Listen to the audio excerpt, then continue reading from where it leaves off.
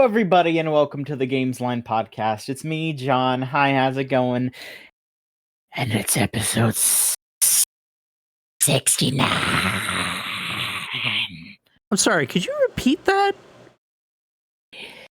No, because that actually kind of hurt my throat, so I can't do that again. Yeah, it also broke your mic. Like, what? What's going on? That was too hot for television. That didn't come out right? All right. Oh, wonderful. it came That's out great. perfect. Hot. Okay. All right. Well, we're just going to have to take what we got, because I cannot do that again, or else I'm not going to be able to continue to do this episode. Hi, folks. Yes, it's me, John, and yes, we're here. We're here to talk about video games, but we're also here to talk about the things that I know for sure I still can't speak intelligently on. Maybe other folks can now, but we're also here to give you the best possible advice on love, relationships, and sex, because we're gamers, and that means that we're extremely qualified to do this. We'll be doing that later on in the show, because this did line up with Tokyo Game Show and a lot of other news. So we should probably do news and also talk about some stuff that we've been playing as well, because there's some funny stuff involved there too. Oh yeah. But that we'll block off some time at the end for some real shenanigans, I guess, the good stuff, as it were. The true hotness, if you can call it that, which I don't know if you can. Anyway, I'm here. Lorelai, you're here. I am. I'm here. I'm here to talk about sex and all those things, right? That's my thing, right? If we must. If we must. Jackson, you're also here. It's been a hot minute. How's it going? It's been a minute. It's going all right. I'll be real. I didn't realize this was episode 69, so that's why when Maverick was like, tell the story about Tekken, tell the story about Street Fighter, I was like, why? And then it's like, oh, it's episode 69 about love and sex and relationships. So these stories are going to suck to tell on a podcast. Look, do what you got to do. I'm not going to force anybody, but I mean, like, my best the best dating story that I have, I could tell that. It's not, because I've been on a single date in my life, and it was really stupid. And I mean, I could tell that now since I've brought it up. So yeah, I was really nervous, and of course, as it was the first and it's been the only so far. So I told my friend group at the time to tag, like, not like come with me, but like basically they did like a recon. I was like we were at like St. Augustine. If you know St. Augustine, like the old town in Florida, it's like a historical site, a lot of like, stores and places to walk around and stuff. And so I basically just went, you guys just go into and just kind of case the area, and if I need to get extracted, I'll like call you up, basically, because I didn't have a car. I couldn't get out of there on my but it turned out it was nice. I didn't need to be extracted, but in my genius, at one point during the date, I asked her what kind of candy she likes. And I don't know why I didn't just do it myself, but I ended up just texting one of my friends, like, hey, can you grab me this candy? And then we ended up meeting up with them, and I took the candy from him and gave it to her. And he was like, I thought this was for you. I thought you just wanted some candy, John. And I was like, no, this isn't for me. This is for her. The sentiment was there, but oh my god. Wow. Nobody was mad, thankfully. It was very goofy.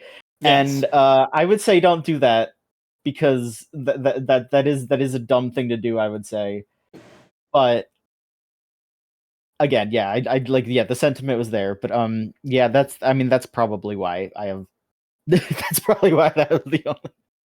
I mean, we actually, that wasn't like the end of our relationship, but we just didn't really date. So, you know, I didn't like screw it up so bad that she broke up with me or whatever. It was just like, you know, It's just like, Just weird moment. just me being a complete dumbass and not understanding what I should be doing. Hey, babe, I had one of my friends get you some candy. I called my minion to fucking. It was a Don't do power that. play. No, it was a power do that. play. You Yeah. showed dominance in the friend group. Exactly. You you showed that you were in control. It's not something that I want that should exist. But yeah. There's that. There you go. So there's my stupid ass story that I have. But we can do whatever, because I mean, I'm gonna be honest, this is gonna be a very up and down episode. Like, I'm looking at the news and I there's mean, like that is some- what happens when you have sex, so. but I more mean that there's some real goofy shit in the news and there's some legit heavy stuff, and this is a weird week. You know, like the fact that this landed on this week, it's a weird one to have landed on for sure. Yep. So I guess I'll just like ask both of you. I mean, because I don't know how y'all want to do it. Like, do you want to like try to tackle the heavier stuff, or do you want to put that to later, or you know, what would be comfortable for you? Because, you know, I'm open to whatever. I'll say let's just get that shit out of the way so that we can have fun. Yeah, I was feeling the same way. Just like get the bummers out and then we can get weird with it. Exactly. Okay, that's fine. All right. So, you know, I mean, let me go through all this here. Okay. Some of it's not bummers, some of it is just layered. So, I mean, I guess I will get the bummer one out of the way, though, because we did report last week that there was that Ryuga Gotoku Studio did leak the existence of Yakuza Kiwami 3 on their website. And that turned out to be the case. That was announced at Tokyo Game Show. They had a big ol' stream, which was a weird stream because I guess Sega was kind of hinting at, oh, we have 3 announcements, and the 3 announcements were like, we're porting that weird director's cut of Yakuza 0 to PS5 and Xbox and PC, and we're also doing like some sort of port of Kiwami and Kiwami 2, and then also here's Kiwami 3. So it's just like, okay, yeah, 2 ports and 1 actual announcement. Okay. And yeah, it seems to just be what you would expect from a Kiwami. You know, they're touching stuff up, they're adding some mini games, and they're also adding a new they're calling it a new game, but some sort of like side mode thing called Dark Ties, which is about Yoshitaka Mine, who is the villain of Yakuza 3. So that all is its own thing. However, this has been a bit stymied. You know, there has been its own there have been people who have had their opinions about Kiwami 3's existence, which I understand, you know, remake culture and all that. Yeah. But there is something about Kiwami 3 that is putting a big old dent in it, and I really hope that RGG Studio assesses this and maybe decides against this, because I didn't find out about this until recently, but apparently the new actor for Hamazaki in Kiwami 3 was not just accused, but like full-on photographed in the middle of sexually harassing a hostess in 2019. Like there is full-on like photographic evidence of this happening. And he got like let go from a bunch of stuff that like once this went public back in 2022. but apparently that hasn't precluded him from getting cast in Kiwami 3. So I don't know what's going on, especially because they've, kicked people off of Yakuza games for way less in the past. Yeah. So I really hope that this is something that is addressed. And I know that the game is only going to be, it's February is when it's releasing. Yeah, February 12th. So it's not a lot of time, but this is it should be addressed. It should, they should take this guy out of the game. They need to redo this guy's model, because they're also doing all these like face models, which is something that a lot of people are upset about, which I understand why they would be. I do think some people are like are overreacting a little bit. But I also understand where it's like, oh yeah, no, if they want to port this again in the future, they have to redo all this, like they're probably not going to make any more Judgment games, because the main character was a face model and like based off of an actual actor, and so they have to keep, getting a contract with him, and a lot of those like management companies are real weird about likeness rights and stuff. So I mean, there's that aspect, but now it's also just like, oh yeah, no, here's this guy who is a total scuzz, and they're gonna, if they do take him out of the game, it's gonna be a huge hassle, and if they don't, it's just like, well, okay, great, thanks. It's gonna delay the game, definitely, but if it happens, but yeah, I don't know. We'll see. Fingers crossed for that, but otherwise, I mean, it's a little hard to be like, it looks good otherwise, but I'm not gonna. I mean, honestly, when it comes to the Yakuza series, like 2 and 3 are probably the weakest games in the series, even when you think about the originals. Mm-hmm. So this has the most to gain from a Kiwami. So ruining it with something like this is, Mm-hmm.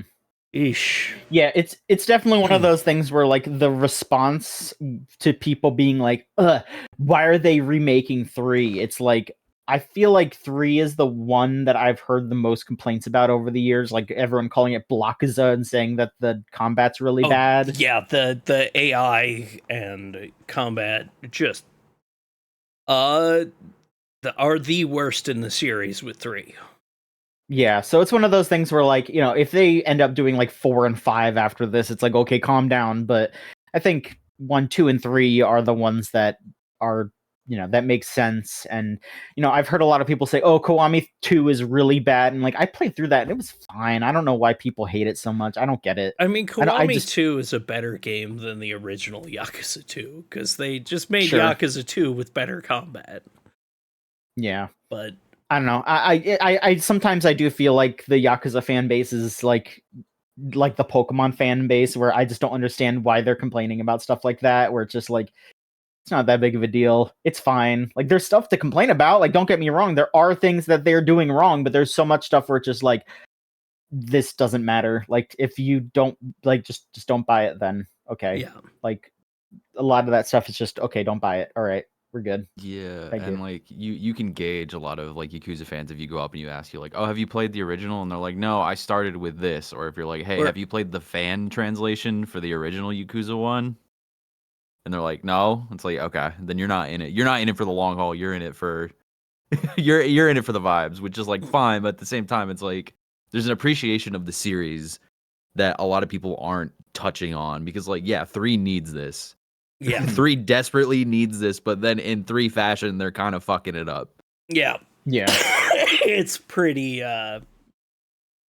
like, just looking at that news story today, I went from, I'm actually excited for a Yakuza 3 Kiwami because it needs it. Then I went, oh, I'm not excited for a Yakuza 3 Kiwami because I don't like sex pests in my video games. Yeah, I don't want to support this, but it's just, yeah, it's frustrating that stuff like that happens. But again, it's one of those things where it's just like, I'm against this, but not for the annoying reason that some people are against it, I guess. I don't know. It's the discourse online is always such a It's fickle discourse beast. online. Yeah. That'll always be the Tough. most painfully unpleasant thing in existence is Mhm. just people online are not capable of being normal a lot of times. Nuance does not exist.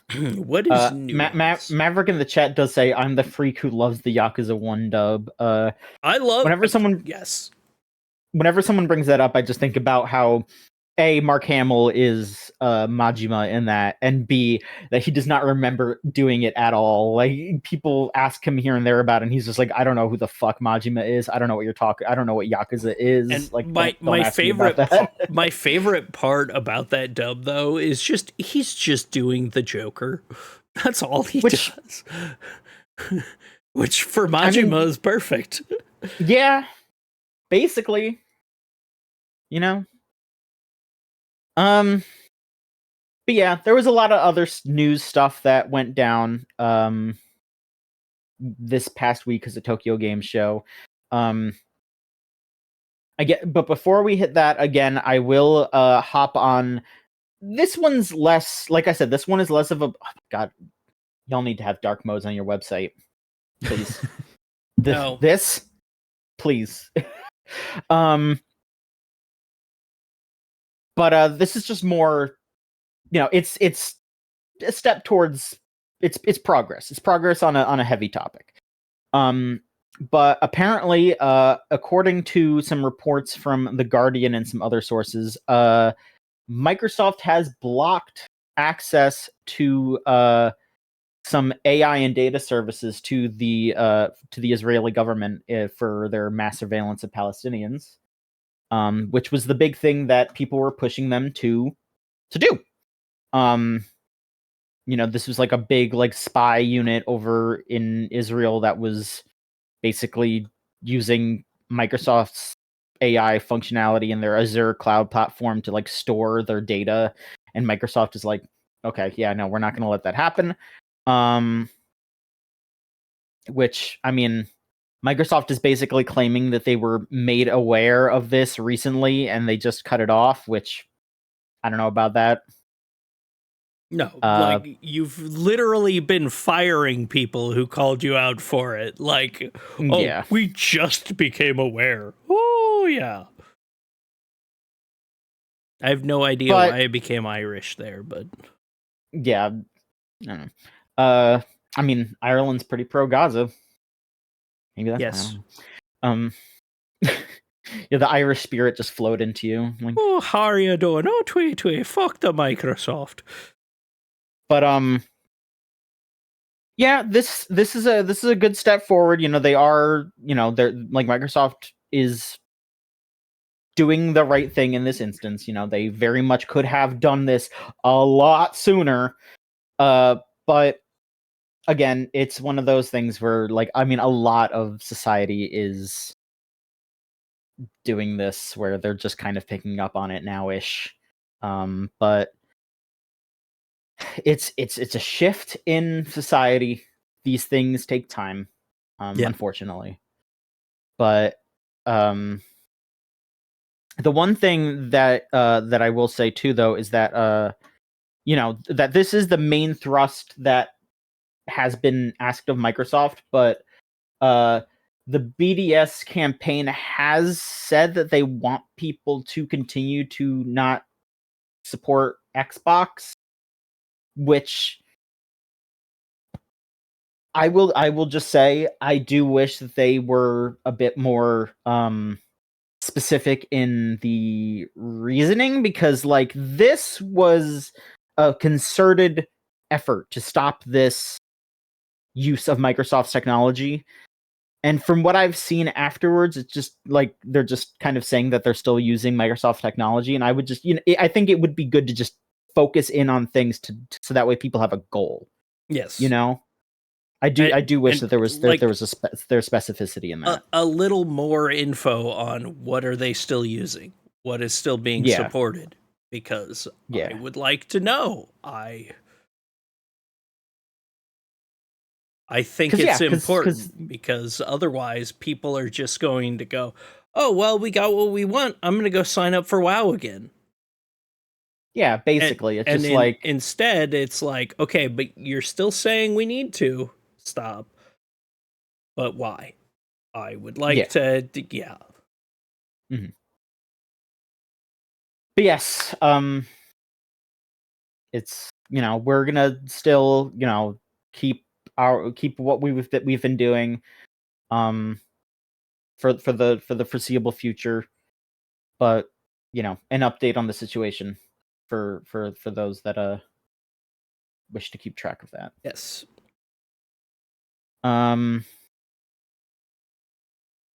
So after that,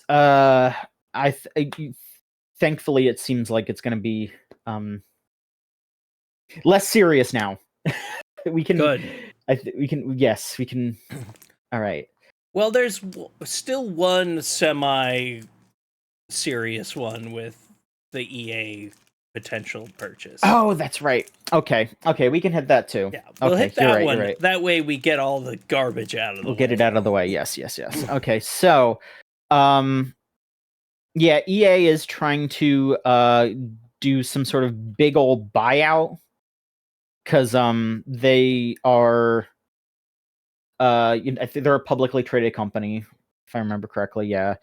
And they are trying to get a $50 billion buyout, which is, according to the Wall Street Journal, one of the largest buyouts ever.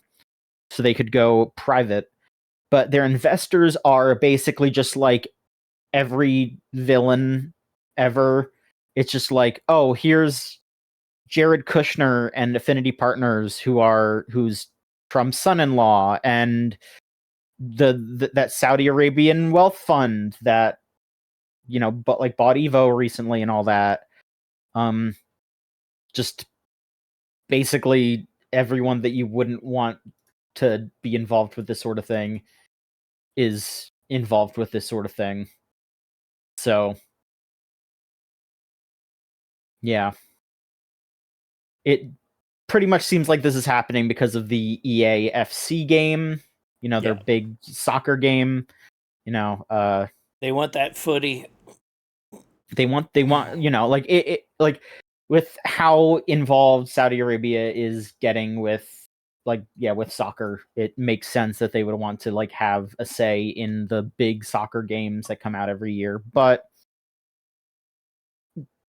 it makes sense, but it also sucks because like a country shouldn't be in charge of something like that, I don't think, and especially not a country that uses it to sports wash and esports watch their crimes against humanity. And I mean, even there's ties to like Trump's son-in-law, which just that's even ties to the U.S. there, if they're that could exist.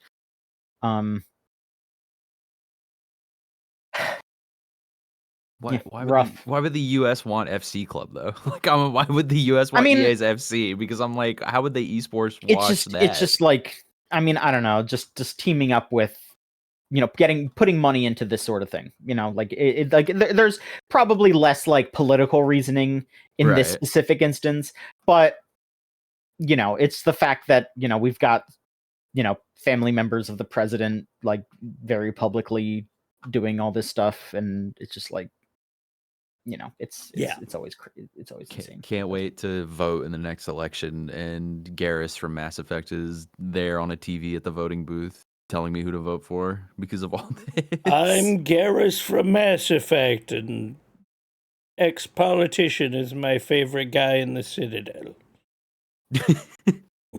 Yeah, they don't even get an actual quote from him. He's just like, go vote. And it's like, all right, Garrus, I guess I will. Thank you. Do whatever you want, Garrus. Can't wait for Mass Effect 4. I can. All right. But yes, okay. Tokyo Game Show. as well as the Sony State of Play that happened. I'm not gonna like go through everything because there's way too much. But was there anything that they talked about at Tokyo Game Show that stood out to you, positive or negative, or also at the State of Play? Because there's a couple of things that were cool at the State of Play, and there were a couple of things where I was like, no.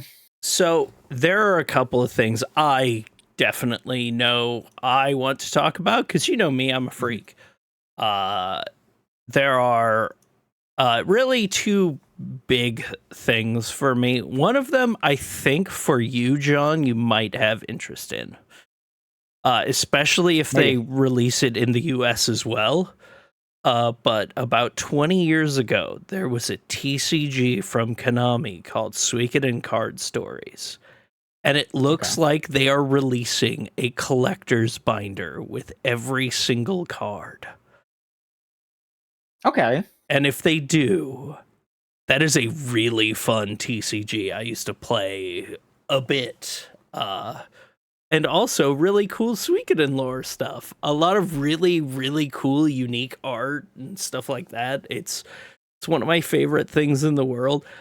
I still find it funny that the most exciting thing to me in the Suikoden like announcements that they made, because they do a panel there every year. It was most... I mean, yeah, they didn't do too much else, right? I mean, they talked about like that gacha game. They talked about the gacha game, which I'm pretty excited about with what they're saying. They, showed off some new old characters and whatnot. But the most important part was just that Suikoden Card Stories collector's binder, just a binder of fucking card sheets, and a really nice fancy binder is like, sure. I want more companies to do that with their old TCGs, because there are a lot of TCGs that are just dead, not produced anymore. And it would be really cool if a company, like, I'm sorry, if you told me it was like $100 for like a collector card set of a thing that has no value, like those cards don't fetch a good price. Is it going to have play sets though, or is it just one of each card, or do they use multiples in that? It one of each card probably is my guess. Right. That's what it looked like, but I mean, it's still just like a really nice produced book that made me happy.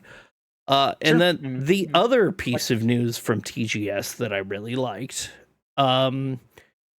actually I didn't like it at all, but it was frickin' hilarious.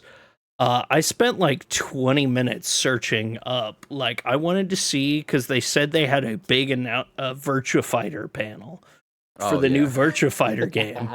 The only place I could find that reacted to it or even watched it was Maximilian's channel. So I go there and I'm watching a man, and I'm slowly joining a man as we both are slowly going completely mad watching this panel, which is literally just fucking Tokido watching old footage and reacting to it in slow motion. There was nothing new whatsoever.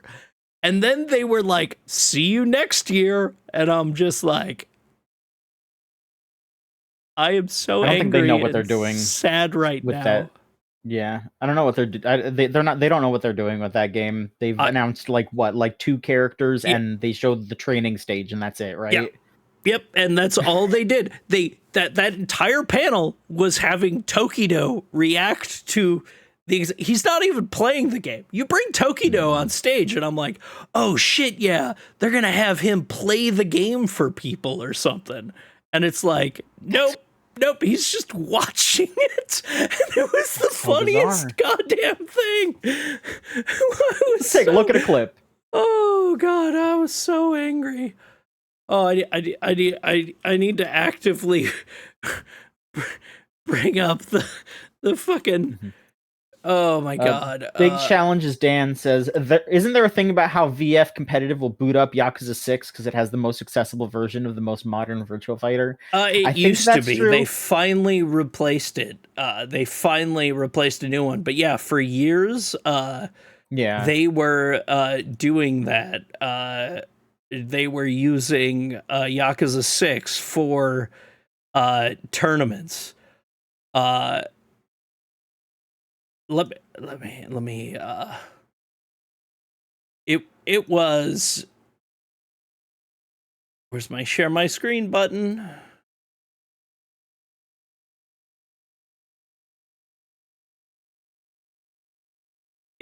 It was literally like, just you're slowly, we are all max right now.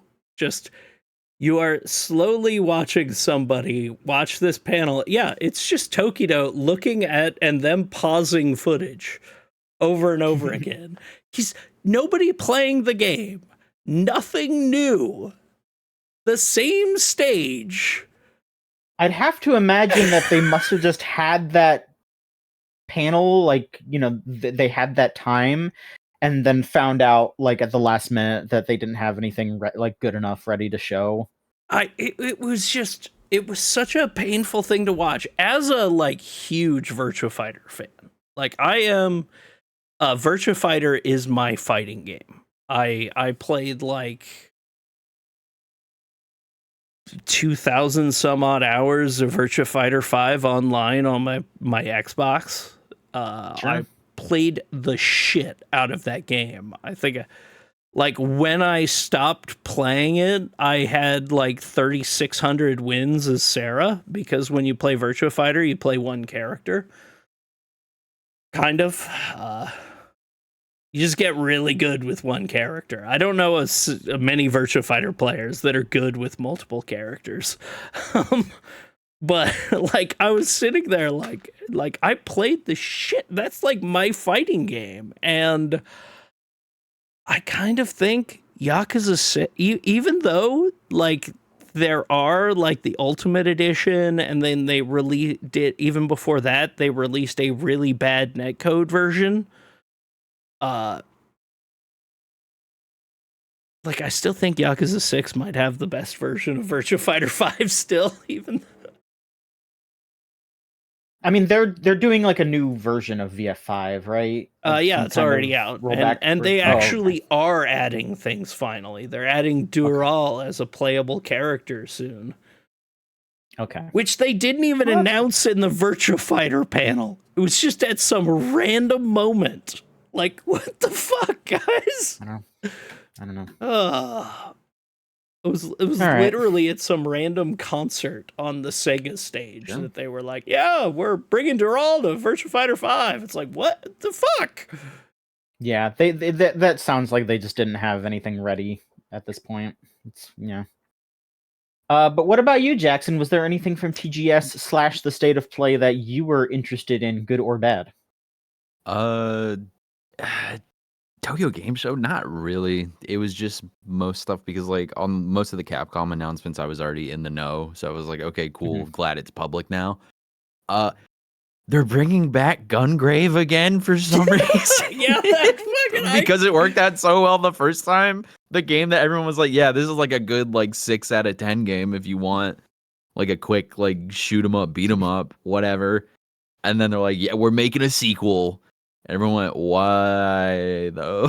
Why do we want this? Nobody really asked for this though, right? Yeah. But It says it's a rebuilt version of Gungrave Gore, but Gungrave Gore came out like what? How long ago? Like 4 years? It was like 2-3 years. It was weird. Not that long ago. State of Play is really where it was at, because it was like they finally showed off that Insomniac Wolverine game, which everyone was like, great, all the leaks make sense now, which whatever. I personally, I don't like the way that game looks. I like the way it plays, but it looks just like, I don't like the realism. I feel like comic book games or superhero games got to stop with realism. It pulls away from it. Yeah. Especially with a Wolverine, I don't need realism when I'm, like, disemboweling people. Yeah, and like that's probably why they went with like cybernetic enemies, because it's just like, yeah, Wolverine would tear through a normal human being. It would not be a fun game. They did show a lot of him just like ripping up humans, but yeah, like they There's showed like a Craig and sentinel Jenny and all that, from yeah. down the block. Wolverine just gored them. Yeah. Yeah, they what? Oh, wait.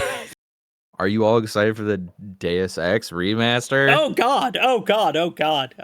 That was one of the things that I wanted to mention, just because, like, yeah, I like, Deus Ex. I've tried to play it here and there. It's not like I should probably try it again because it's been a really long time. I was probably just like too young. Max might have copper wiring to read.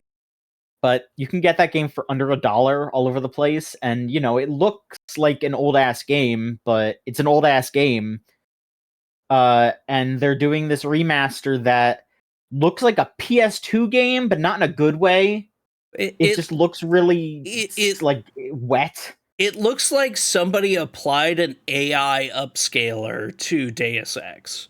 When you already have a remaster of Deus Ex that looks pretty okay, like, I am sorry, some of this stuff made me so like, come on, what's going on? Oh, why? Correct me if I'm wrong. Isn't most of like the team that worked on the original Deus Ex and like the newer games, like they got laid off, or like they're no longer part of like the Montreal team? So it's just like, well, what do we do? I guess we'll get Aspire to make a remaster. I guess, yeah. I mean, and Aspire is extremely spotty. Like, I think they've done like 2 good remasters, and all the other ones that they've done have been mid to terrible. So yeah, this is one of those things where, like, if it was Night Dive doing this, people would be doing backflips. Like, oh my god, like it should have been. If it was Night Dive, that would have been excellent, but it's not, and that's a huge shame. Because, like, I think Night Dive is like straight up said, like, we want to do this. So yeah. And then they just moved on from that. And then what else was in this state of play? They did the Deus Ex remaster. They showed the Halloween game, which, like, cool, whatever. Glad that the Friday the 13th team is doing something again with a different IP. You've got the Zaum game, which I'm not going to touch with a 10-foot pole. No. I will talk about Neo 3. I was going to let you talk about Neo 3. Yeah, Boner Town for you. Boner Town for me, Let It Die Inferno. Yes! Because holy shit. I thought that series was dead in the water after that Battle Royale game. After that shitty Battle Royale, but goddamn. I was very excited, but like, I'll have to see if it's as like really badly pay to win as Let It Die was, but I still fucking love Let It Die. That original game I put like a few hundred hours into. It's legitimately fun. Mm-hmm. It's just so interesting that they're like now deciding to be like, yeah, no, it's a sequel. By the way, it's a sequel. This is an official sequel. It's an official sequel. We got Uncle Death here. We've got everything. Thank God. Thank goodness. I mean, Saros looked cool. I mean, Raul Kulil as like the main character in that game that the Returnal team did.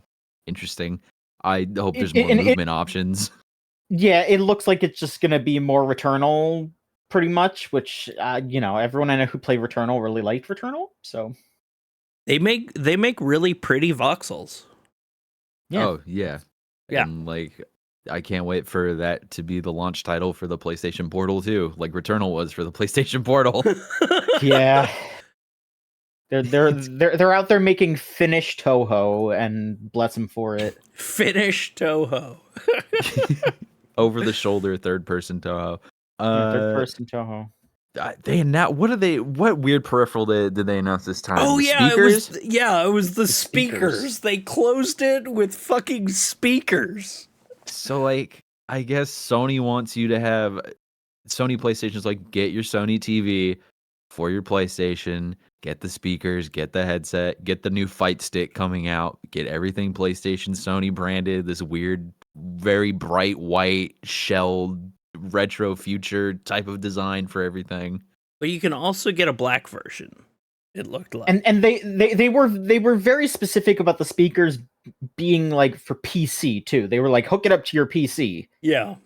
Sure, I guess. It's weird. Yeah. And then they also have a God of War DualSense, which, sure, but it's just kind of funny. Like, everyone was like, God of War 20th anniversary, a controller, which, like, I guess, sure, whatever. Yeah. thank you for 20 years. We'll give you a little controller Yeah. to celebrate. Thank you, Kratos. Building up our here's brand a and our controller with a red franchises. line on it that kind of Thank you, looks like Kratos. Kratos' face paint. Yeah, I understand them releasing the speakers because they're really pushing for that new PS Link because it was I think it was like a week ago they updated all the firmware for the DualSense controllers where it's like, yeah, now DualSense controllers can be connected wirelessly to any Bluetooth connection. You don't need any like third-party adapter or anything. So now it's like, cool, I can connect my DualSense to my computer and my Switch 2 and shit. Why do I need the PlayStation 5 now if I could just use the controller for everything? Yeah. And like the haptic feedback triggers work with games on PC that program it. And I found out it also kind of works with some racing games on Switch too. There's a little bit of adaptive triggers where I'm like, oh, there's That's pretty some cool. resistance on these games that don't advertise it. What's happening? Cool. Yeah. Very I didn't weird, know very interesting. And then we got Microsoft Flight Simulator on the PlayStation. Oh boy, can't wait.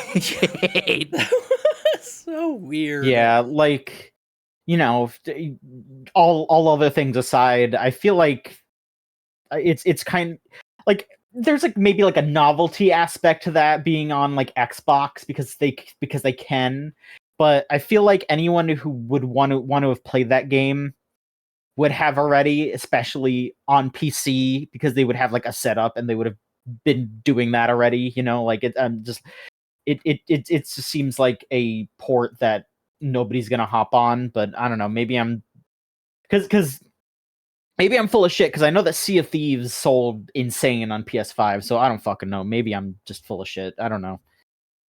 Yeah. Yeah, it was all those people holding out that bought Sea of Yeah. Thieves, but now I'm like, at the end of that trailer, they're like, oh, PlayStation VR 2 incorporated. I'm like, oh, those are for the freaks that want the VR flight sim on their PlayStation. Yeah. And not like build a $5,000 PC rig to do it. Instead, they'll spend the money on the VR helmet. Mhm. Which, like, cool. Cool, I guess, this cross-pollination of games between systems. But now at this point, it raised the question in my mind of, like, why do I own all these systems if I can just wait until it, like, eventually trickles down onto the one system I paid more money for? Yep. Yeah. Why would I like that's the thing about games for me these days is I never like now I just if it can come out on a PC, I'll buy it on a PC. If I can't, I'll just get it on the PlayStation. But if it is a PlayStation exclusive that is going to come to PC, I'll usually just wait for it to come to PC. A, you get better sales. B, it's usually $10 cheaper. And C, half the time they run just as well or better. Like,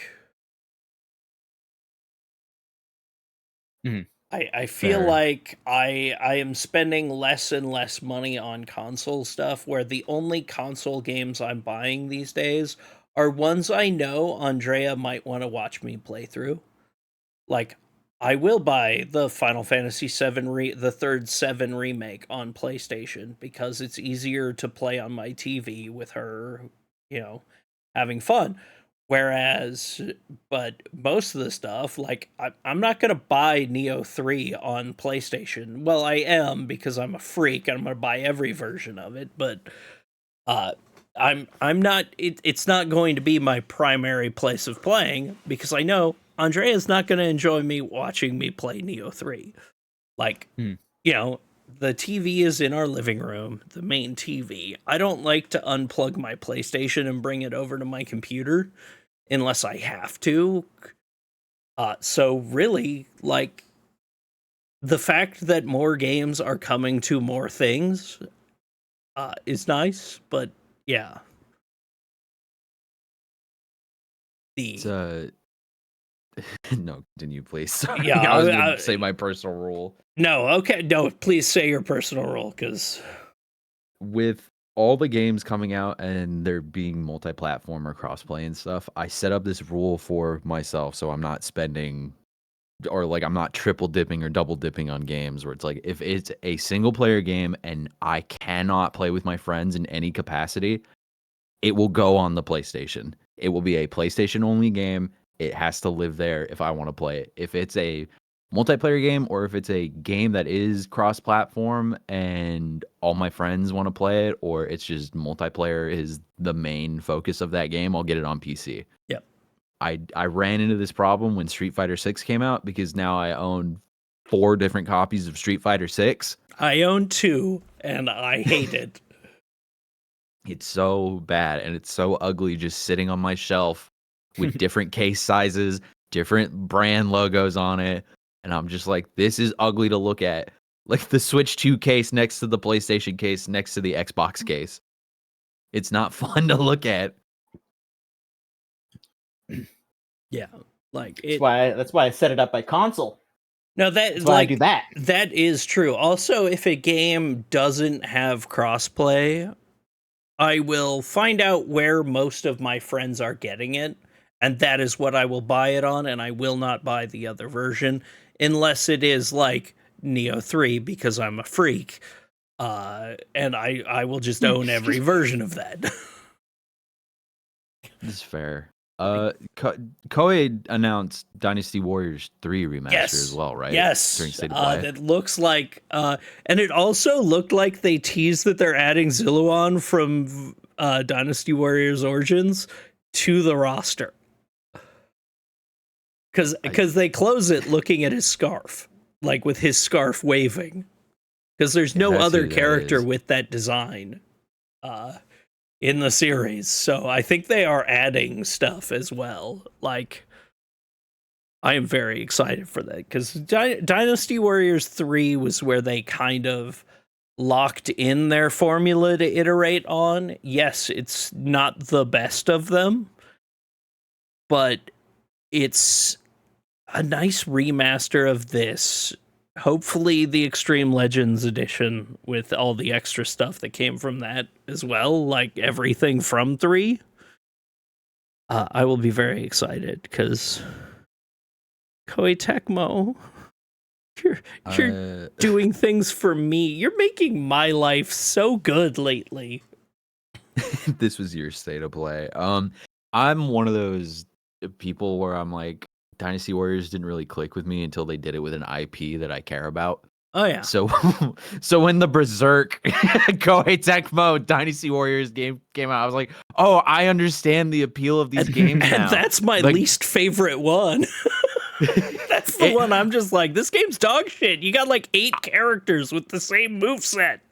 I mean, like, it had an IP I cared about, and I found other Dynasty Warrior games where I'm like, I'm just mashing. This is boring. But also, this is the guy where I'm like, I was the person going around being like, you need to play Streets of Rage 1. Streets of Rage 1 is so good. Play Streets of Rage 1. And everyone's like, no. I don't understand why they're telling me no. But like, also the thing with Dynasty Warriors has always been like, when you're playing on the normal and easier difficulties, it is just like I'm hitting square and triangle every once in a while. It is a clicker game. You are hitting square and triangle and watching the number go up, and you're in no danger whatsoever unless Lu Bu comes out. I'm sorry, Dynasty Warriors 0, Louis Boo. Ew. Dynasty Warriors Origins is so fucking funny. But like, who would have thought making more meticulous battle system in a Muso game would make it a hell of a lot better. Like, that's the best game they've ever made. It's so like, oh my god, you had depth and countering and dodging. Oh, feels fucking good. But then, but yeah, like Dynasty Warriors games on their normal and easy difficulty are not good. It's when you get up to the harder difficulty and you actually have to turn your brain on that you realize that, oh, there actually is like strategy involved. You actually have to care about the morale of your soldiers and stuff like that. So you actually have to do specific like kinds of stuff. You have to let a character's HP get low and then run in and save them so you get a big morale boost and an HP boost. And it's like, oh, you actually have to think about all that. Whereas, yeah, normal and easy, you're just walking around going, I'm hitting the square button and looking at the number cross 2000. All right. I do like when number goes up, though, is the thing. It does feel good. It does feel really good. Sometimes when I'm in a bad mood, I will turn one of those games on the easiest difficulty and watch the number go past like 4,000. Especially the Warriors Orochi games where they started. The numbers get stupid in those. Upon review for myself, there wasn't really too much else in the State of Play or Tokyo Game Show that I cared about. So we can move on. Yep. Hey, there we go. I got nothing. New Code Vein looks pretty good too. Sure. Forgot about that. Completely forgot about New Code Vein. They got rid of the OC character. You now have to play as a story character. That's messed up. They were like, too many people are modding our game and making their MC characters inappropriate. You now have to play as this old man, which will get modded to hell. Yeah. But you'll get modded to be inappropriate. We're gonna see. Gonna slap these demons around with old man cock. Episode 69, folks. You gotta now. That's how it goes. Let's see here. Okay. A bit more news here. Let's see here. This is just yet another funny story for Randall and his Pitchford. Out of nowhere, Borderlands 2 was going to be released on October 3rd on the Nintendo Switch 2, and all of a sudden they said, actually, no. It's delayed indefinitely. Randall. Wait, Borderlands 2 or Borderlands 4? You said 2. 4. Excuse me, 4. Okay, there we go. 4 on Switch 2. That would be the Switch killer. I understand them delaying it, but also Randy Bitchford is probably gonna yell at people being like, "Oh, we're trying to make it perfect. Don't worry about it." Yeah. How dare you complain? It's all these Twitter haters that don't understand the work we're doing, and you should do it yourself. Have you ever made an engine yourself? I made Unreal Engine 5. Did you know? No. Put that away. Yeah, I don't want to see that. Get it out of here. Oh, God. Yeah, I have to look at it full screen. Oh, God. Remove him. Then remove him. Don't do that to yourself. Okay. Shadow of Randy. Yeah, they're saying that they're going to try to add cross saves and other things that are important, and that's it. Yeah. I mean, as long as they add things that are important, I'm very excited for important stuff. Thank you for the importance, I guess. I don't know, are they hung up on the fact that you can use mouse controls and they're trying to figure that out or something? I don't know. A real explanation would be nice. It would be, yeah. Yeah, they're just saying they want to make the best possible experience for our fans. Yeah. And the game needs additional development and polish time. It's all right. You can totally, Fury in the chat, how about they make an optimized game? You can totally optimize the game now. You just need to set your shader cache to 100 gigabytes. You need to delete everything else on your Switch. It makes the game work. Like, it sucks, because, this is, like, apparently their first, like, legitimately good Borderlands, and you got this shit.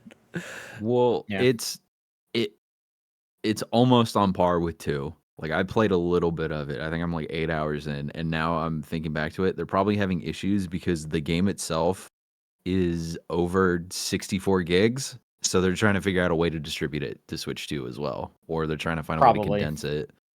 Mm-hmm. Because I'm not getting that game card for that game. There's no way. Yeah, that's because it's gonna be a game key card, because everything is. Wait, I'm sorry. This line in the chat from Mechazoic Era. They had a Twitch drop campaign for a color palette for the little drone helper, and it was locked only to watching the official Gearbox Twitch accounts, and the former only streamed once in the last month for an hour. Yeah, and those cosmetics are tied to completion rate, by the way.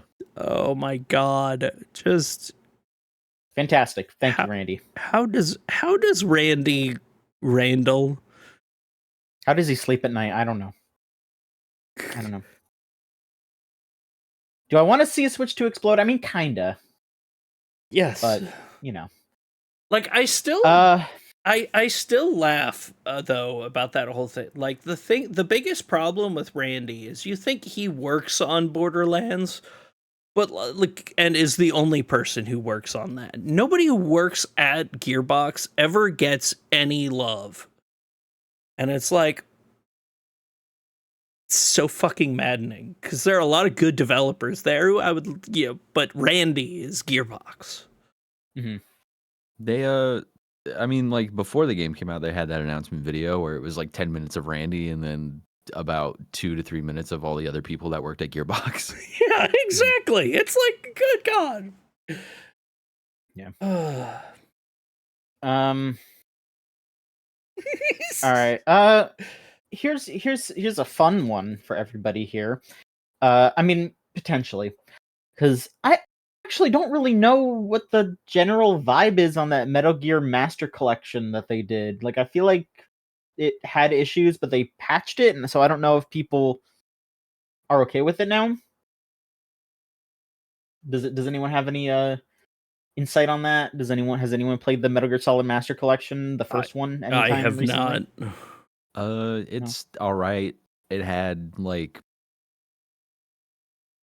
some weird like performance issues, but that was a given because like Konami, whatever, they were just like take it, do whatever, and then they patched it and it worked better, and then they kept patching more and more, being like, oh hey, somebody found this bug, so we're gonna fix it, update your entire game. Hey, we found another bug, update your entire game. It was just serviceable. It felt more like they were trying to get original Snake Eater in front of people to build up to Delta, because Delta being worked on for so long and then be like, nobody knows what Snake Eater is. Nobody gives a shit about Snake Eater. Yeah. We have to make people know about it. I also feel like that was the same issue a bit with the Suikoden remasters. When they first came out, they were a little sloppy. And then Konami was like reading people's tweets and whatnot and going, okay, we're going to address this. We're going to address this. And they were releasing like weekly patches for a while until like right now. I don't think they were doing that. They were patching it a lot. They were patching it pretty significantly, and eventually, like now, it's currently in a form where it is like it was good when it was released, but now it is like the definitive like Suikoden and Suikoden 2, because they brought back like they switched back translation stuff. Like people were like, hey, it really seems like they sanded off all the edges of a lot of the dialogue and made it less interesting. And they were like, okay, we're going to fix that. And Solan's saying every iteration of Metal Gear collections fixes things from previous collections, but then they're still copying a copy of a copy at this point, which causes new problems. Yeah. But yeah, the thing that the thing that's specific here is that Konami's already confirmed that they are making a volume 2. But there hasn't really been any talk of it since it was kind of, all like they just kind of mentioned it. But Noriaki Okamura, who is the current producer for Metal Gear Solid at Konami, was asked about the status of the volume 2 and basically just said, yeah, it's still happening, we'll let you know. But for those of you that aren't aware, that there were some files in the first collection that pointed towards MGS4, MGS5, and Peace Walker, so that might be what's in volume 2. Which, hey, MGS4 finally freed from the PlayStation 3. Yeah, that would be very nice. Someone says, Mekazoa says in the chat, Volume 2 will include the pachinko machine. You joke, but I think that would be kind of funny. I like, as much as the existence of that sucks, I think that they should do that. Yes. Fuck it. Like, I do think they are doing interesting things right now. Like, I watched a friend of mine playing the Snake Eater remake, and they got to the fucking dream sequence when he gets arrested, and it looked like a Castlevania game made by the Neo crew.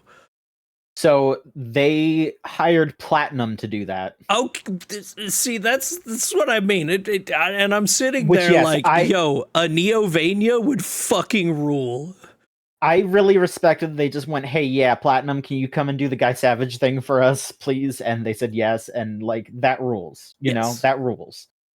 But you know, we'll see where that goes. Like I have been very appreciative of a lot of the work that they've been doing for their collections recently. You know, big proponent of the Yu-Gi-Oh one. I hope they do more. I will keep saying that.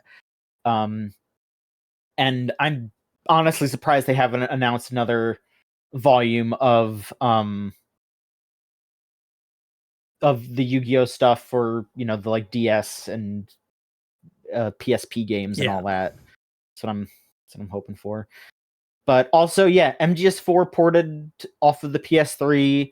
Putting MGS5 on current consoles would also be cool too. And Peace Walker, like another port of Peace Walker, is always nice because Peace Walker's awesome. And I mean, they should do portable ops as well, you know, for as much as, you know, those games aren't canon or whatever, but like, yeah, throw portable ops on there. Release Gaiden, Metal Gear Gaiden, or what do people call it? Gaiden? Metal Gear Rising?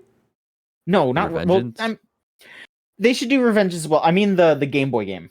Oh yeah. Oh, Acid? Yeah. No, that's the PSP one. Ghost Babel. Yes. Ghost Babel is what I mean. That's what I mean. Acid 2 would be fucking wild. Acid would be. They should do Acid. Listen, they should do all of it. Is what I mean. They should just release all of it again, because that's what good collections are. They have the good stuff and the weird stuff and the bad stuff. Like that first Castlevania collection has like, has like Simon's Quest and like the shitty Game Boy ones and all that. I mean, one of the Game Boy ones is good, but they need it. It's it's a collection. It's history. That's what they need to do. Yeah. Like, I love stuff like this, and you have Konami like doing that these days. Like, I have a feeling that is what, like, it's how they're testing the waters, is they're remaking stuff first before they actually start spending even more money on development. Because at this point, almost everything has been like done by other developers. Which, don't get me wrong, I think that they need to shit or get off the pot in that situation, because I think it's been long enough that we should be seeing new thing. Like, why haven't they've announced a new Suikoden, but it's a gacha game. Why aren't they announcing an actual new Suikoden game? Why aren't they actually making a new Castlevania or a new Contra or whatever? At this point, they should be doing that. But at the same time, those collections are really good. Yeah. So it's what I was saying. It's like, I have a feeling there are going to be like another 5 years of them farming things out. I would not be surprised if we saw a Castlevania game made by Team Ninja or whatever, just like Strangers of Paradise. Some really weird fucking wild thing that's a cool action game. Like, I wouldn't be surprised if we saw them working with Koei Tecmo on a bunch of stuff, and companies like that going, hey, take our IP, make us money, please. Mm-hmm. Yeah. Because, it's weird being kind of excited by Konami, but it's extra weird hinging all of my hopes on a fucking mobile game. Yeah, it would be nice if that wasn't the case. How are they gonna do? I mean, because Peace Walker has the Monster Hunter mission, so I'm like, are they gonna keep that in? And then like all the branding they have in 4, like, are they just gonna go in and scrub it? I guess so. I mean, some of that they could probably re-up, but yeah, like I don't think Snake's gonna be using an iPod. Back to the Walkman. Yeah. Yeah, he's gonna be using an unknown MP3 device that does not have a name, A and you Zoom. don't look at it. I was gonna say they're gonna, depending on the platform, is what music player he has. So like, if you play on that would be Xbox, he has a cute, Zune. Yeah. If you play it on the Switch too, he just has a Switch that he needs to keep from going into sleep mode. Like he's just carrying it next to him. No, he pulls out a smartphone. And he loads up the Nintendo Music app. That's right. Yeah. Oh my god. I still have that Sticker Brush Symphony on loop. I still have that installed just Oh. because every time they release a new like batch of songs, I'll just go in and find the most obnoxious song and then set it to like 10 hours and then just take a screenshot of that and then post it and then that's it. That's all I do. Yeah, That's the only reason why I have that installed. Right, but Big Let's see Boss what would they be a recently war added. criminal enough to invent LaCroix. LaCroix. Yeah, I think they just added like like a Link to the Past or no, Zelda 2. Yeah, they just added Zelda 2 and Mario Galaxy 2. Those are the new tracks they added. Nintendo Music track. Hold on. It's like those are good. Those are good soundtracks, but also, you know, whatever. They added what? They added the tracks from Kirby Air Riders? What? The game's not even out. Yeah, so if I remember correctly, I think Sakurai did something similar in the past with Air Ride or something like that. I mean, you know, they did that with Smash. You know, they released like, you know, clips of songs from Smash before the game came out. So I guess that's just how they, you know, decided to do that instead of having like the website. That's so funny. Sure. Which, that's just Sakurai being Sakurai, it sounds like, you know. And they're gonna do another Air Ride direct before that game comes out, which is like they really can't get that guy off a camera. Like I he just likes to do videos, I guess. Honestly, I'm sorry. Endearing. He should be the one hosting every single Nintendo Direct like he was Reggie, because he actually likes being on camera. Yeah, he's personable. He's actually fun to listen to. So yeah, I'd be okay with that. But also, he's got his own company, so you know he wants to talk about all kinds of games. You know, I want him to talk about how much he loves Fatal Fury. You know, I love Fatal Fury. It's so good. Nintendo stuff. Can you explain to me what's going on with Doug Bowser? Like genuinely. Okay, so he shows up. Okay. He announced they released the Switch 2 and it's extremely weird and a little frustrating. And he leaves. Yep. Like, because he got the mantle of president around the release of Switch 1, right? Yeah. Like 2016, I think so. 2017? A little after that. Okay. Yeah, we still had a little bit of 2019. Oh, goodness gracious. Yeah. Because Reggie retired. Yeah, Reggie retired April 2019, and then then Doug Bowser stepped in, and so he was around for most of the Switch 1, and then a little bit this little bit of Switch 2, and so yeah, he's just straight up retiring. Basically, he's just done. But he's being replaced by Devin Pritchard, who is currently the executive vice president of revenue, marketing, and consumer experience. She's been at Nintendo for 19 years and is, seems, fit for the role. Satoru Shibata, who is used to be Nintendo of Europe's president, is now joining Nintendo of America as its CEO and continuing his roles at Nintendo's Japanese arm. So just some shifting of power. Doug Bowser is just a weird dude compared to Reggie and a lot of other stuff. Like, if you talk about like personality, Reggie was in Nintendo Directs and stuff, and Doug Bowser I think was in one when he like announced that he was going to be in a Direct and then never was again, which whatever. And then you also look at how the company has been run. You know, like a lot of it is NOJ's decisions, but also I will bring this up every time, how Reggie pushed for Wii Sports to be bundled with the Wii, and that helped the Wii become the powerhouse that it was. And meanwhile, Switch 2 comes out with nothing bundled in. Switch 1 comes out with nothing bundled in. And Switch 1, you know, they have the fucking 1-2 Switch thing, which seems like the thing that they would bundle with it. And I mean, that was also shitty, and Wii Sports is a good game. And then they try to charge you $10 for a fucking, like, core app. You know, like,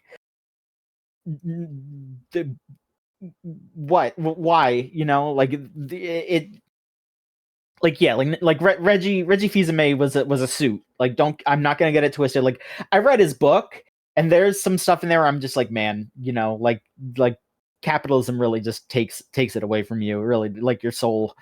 But there's still moments in there where he's like, yeah, I thought that it was a bad deal. I thought that if they didn't do this, then people would be upset, and it would be smarter to just take the hit here, and then it would make people happy, and they would want to keep coming back, and they did. So yeah, it's I hope that Devin Pritchard is a bit more, like, active in the, you know, personality department, because that would be nice for, you know, the Nintendo Directs. And I also just hope that they make better decisions with the relationship between Nintendo and its fans, because right now there's definitely just a weird, bad, like, I've spoken on this in the past about how conservative Nintendo is, like, decisions wise. Like, everything is just so safe now. Yeah, and it's constant, like, safe. Like, if you work there, you're constantly worried about, like, saying the wrong thing and losing your job out of nowhere. Mm-hmm. You know, it's yeah. You know, yeah.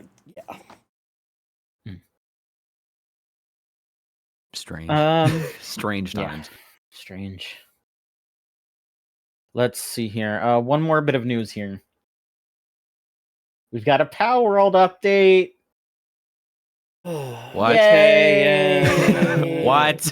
Yay! Power World! Woo! For those of you that don't know, I fucking hate Power World. And, you know, I will critique Nintendo for their for how litigious they are. However, if they're going to continue to do that, I just I hope they wipe Power World off the map. You know, we'll see. So yeah, so they announced a PAL Farm game, which is very funny because this is right after they announced a Pokemon farming game. Yeah. Oh yeah. Which is not, like, look, it's pretty obvious that they were working on this before that was public, but it's just funny. It's just funny.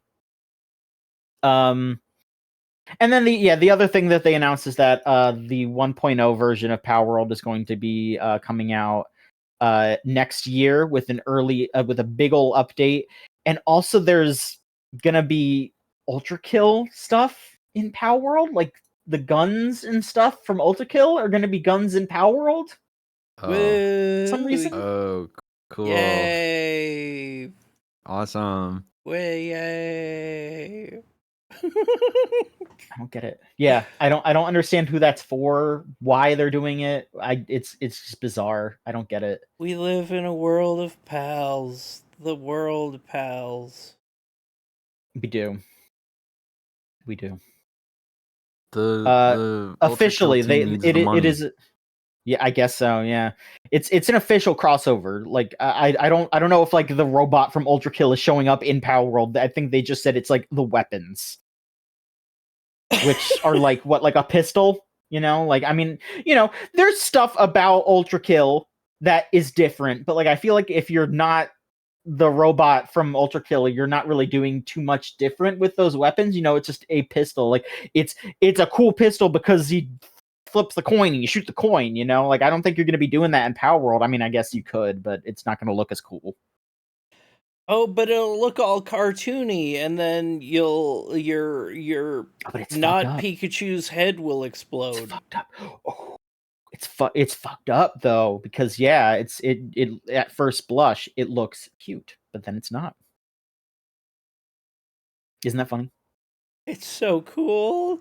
It's Who's so the- cool. I don't get who the game was for when it released. Like, I thought it was just like a funny, like, proof of concept. What? Jesus, funny proof of concept that somebody made of, like, what if Pokemon was in a hell world and you get to shoot them with guns? I didn't think it was like an actual game people were working on.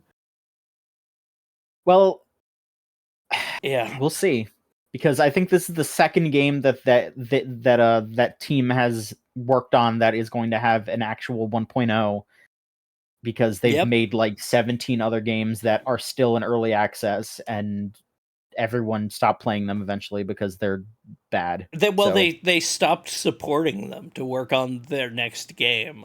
So Yeah. like they'd be like, "Oh yeah, it's coming to 1.0. It's coming to 1. They were an early access money farm. Yeah. And then they actually apparently made a game which can come to I don't believe it. 1.0, which, I don't believe it. good for them, I guess. Yeah. There's no it's cynical, and I don't like cynicism. So fuck that. All right, well, other than that, we can talk about what games we've been playing. And then we can get up to the bullshit, if you so choose. Yes. The shenanigans. All right. The shenanigans. Do either of you want to go first, or shall I, or do you want me to assign it? Is anyone itching to talk? I'll start, because it's been a Go week of like birthday celebration, so I've been doing a lot of stuff with friends. Sure. So I'll just Gaming with friends? Gaming with friends all week. It's been nice, and I'm probably going to be doing a lot more of that over the next little bit, because I still want to celebrate with friends. But no, I've been doing I did a bunch of Neo 2 co-op, and I'd never actually done the full co-op with Neo 2 that much.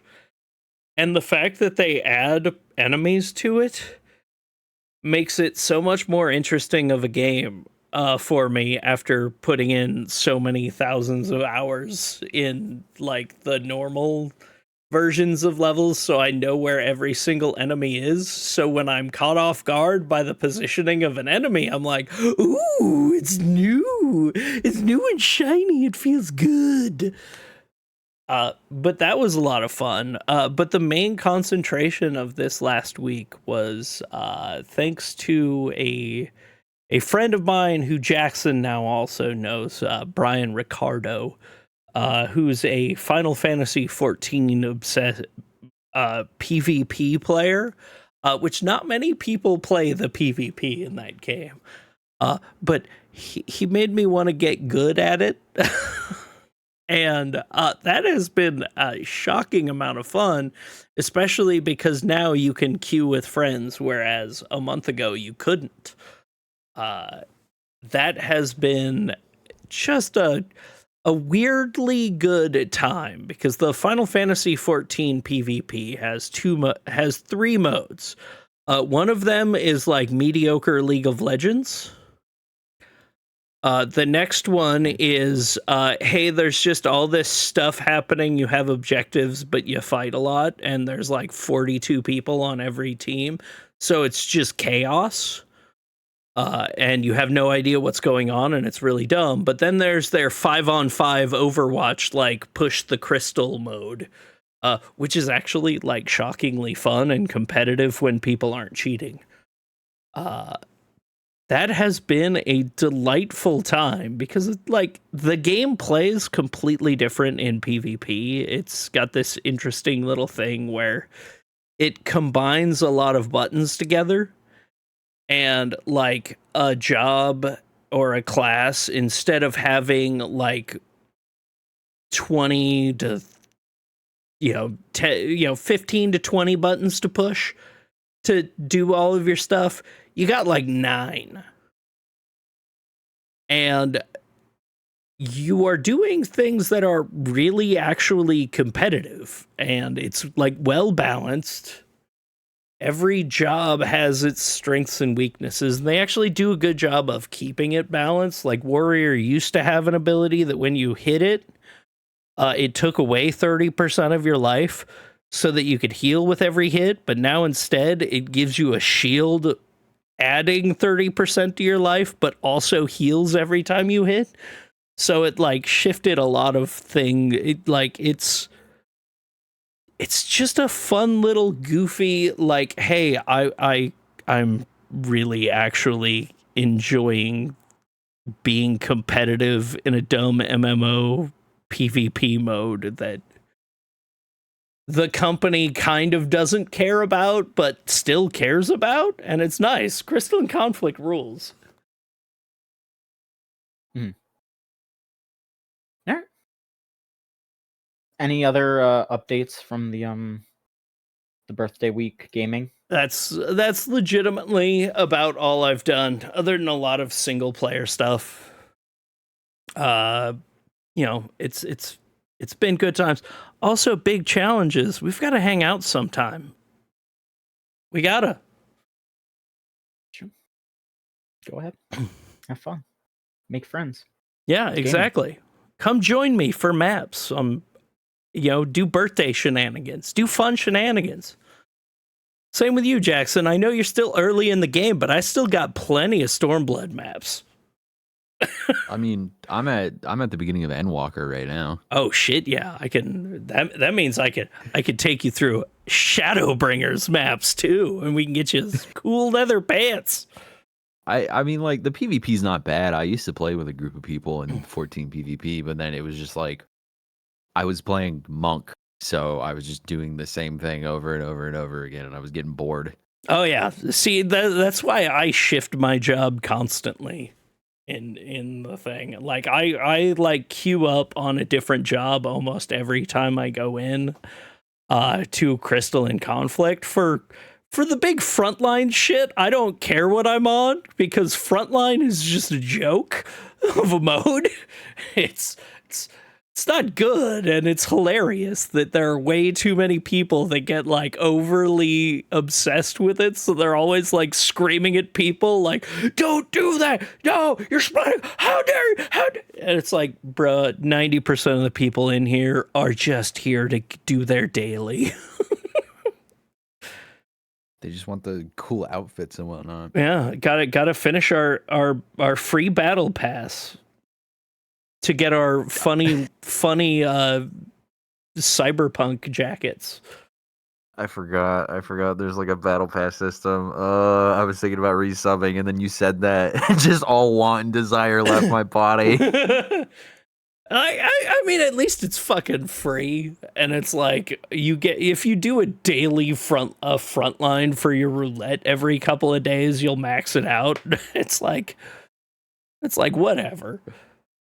I don't know. I think the terminology just lately in MMOs, I would prefer if they still call them like, oh, this is a limited quest, as opposed to like, get your seasonal pass done or get your seasonal rewards out of the way. And I'm like, this sucks. I don't care.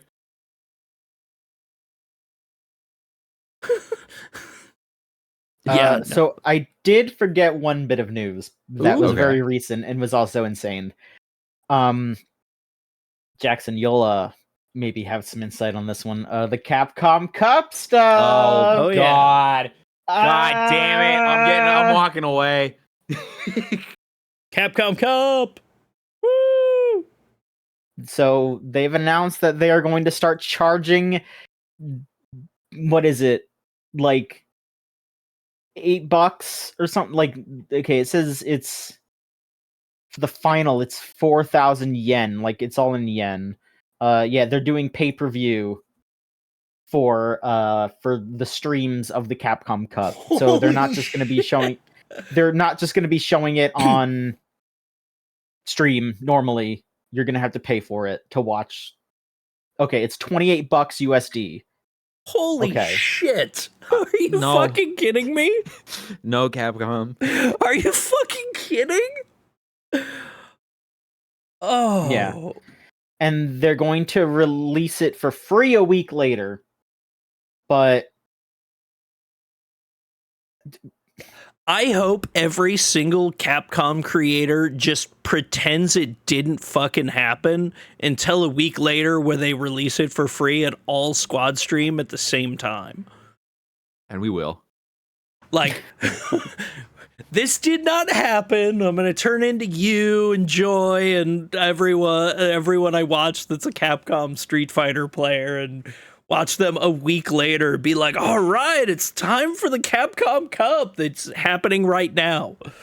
Yeah, I mean, I feel like this is something that they're just going to have to retract, because I can't imagine anyone wanting to do this. It's a bizarre decision where, like, the fact that Twitch streaming has made it has been solved. Everyone has been doing this exact way for so long.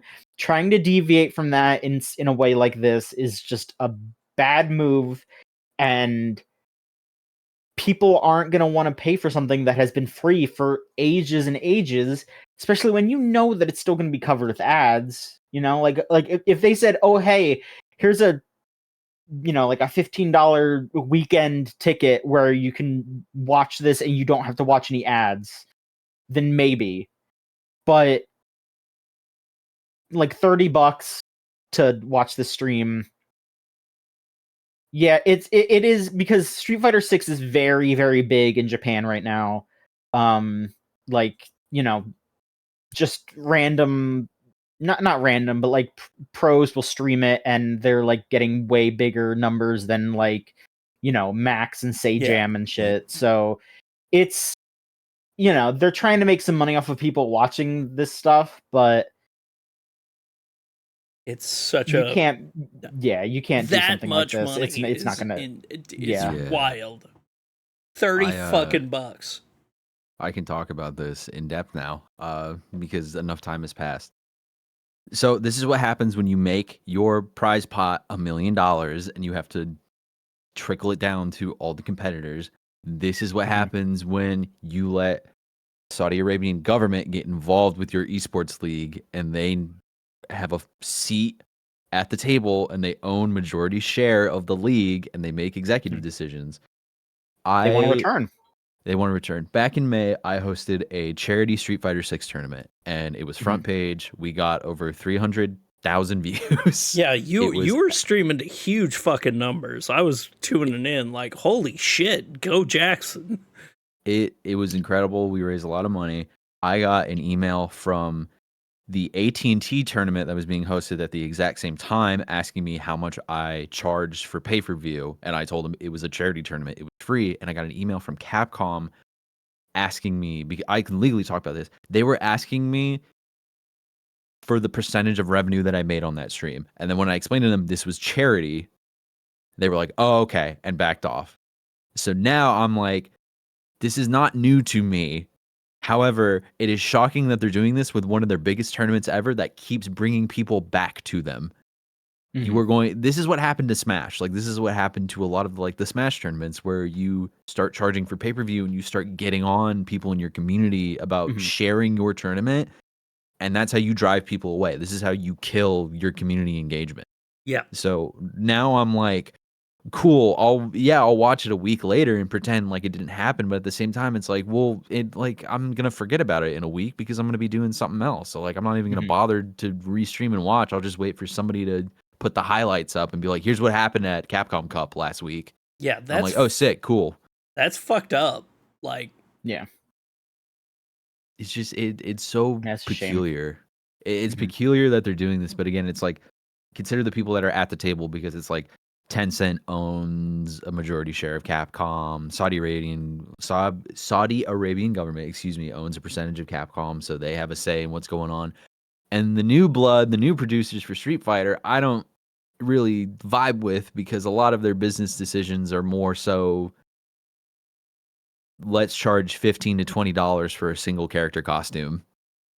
And the character costume is a collab with a K-pop group that I don't really know, but the costume looks cool. And also, by the way, we're putting in an AI commentator. Yeah. in the middle of this collab, by the way, we're doing this, we're doing that. So it's just like weird decisions lately, weird business decisions that I'm like, I'm too small right now in my career to say something, but at the same time, it's like, I'm punching up. Who cares? I'm punching up. This doesn't make sense. Like, it's baffling. It's been like really weird to watch. Street Fighter 6 kind of for me has been on the reverse trajectory that Street Fighter 5 had, where it felt like as Street Fighter 5 went on, it kept getting better. And by the end of it, I was actually like playing Street Fighter 5 regularly. Whereas with 6, I started playing pretty regularly. I mean, you release a character that is 100% up my alley with Marissa, and I'm like, fuck yeah, but it's kid buff redhead, fuck yeah. But then, like, every update has been like, hey, we're adding like Teenage Mutant Ninja Turtles clothes to the in-game shop for your avatar for the mode. And it's not not even for the characters, it's for your avatar. Yeah, like 99% of the updates have all been for the fucking character avatars, whereas the actual characters I think have like 4 costumes now. Not all of them. Yeah. A lot of them are still rocking 1 or 2 outfits. And then like the most popular characters are the ones that keep getting like the swimsuit update or their costume 4 or like their EX colors. Because like Blanca still doesn't have extra costumes. It's just Blanca and Blanca-chan. That's it. It's just wild to me how much of that game is so much more like based around a mode that most people like it, but they've moved on. Yeah, like a new character comes out. I'm sorry, I'm not going to spend 20 hours grinding fucking through the streets to update all their story stuff. Like, well, here's the problem. Do you want their old nostalgia costume? You got to play the story mode because that's how you unlock it without paying the money. And then you could be like me, which is, okay, this character came out. I'll wait a day or two until somebody gives me the like guide of like, here's this character's favorite social link gift. Give it to them 10 times. You unlock the costume.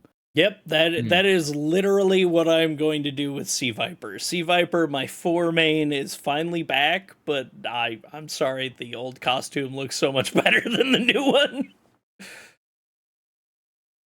Who's watching her kid? Who's watching that kid? Exactly, what the fuck, man? I don't know. Weird corporate decisions. And like, you were right, where it's just like as Street Fighter 6 lifespan continues on, it seems like it's regressing and decisions like this don't help it.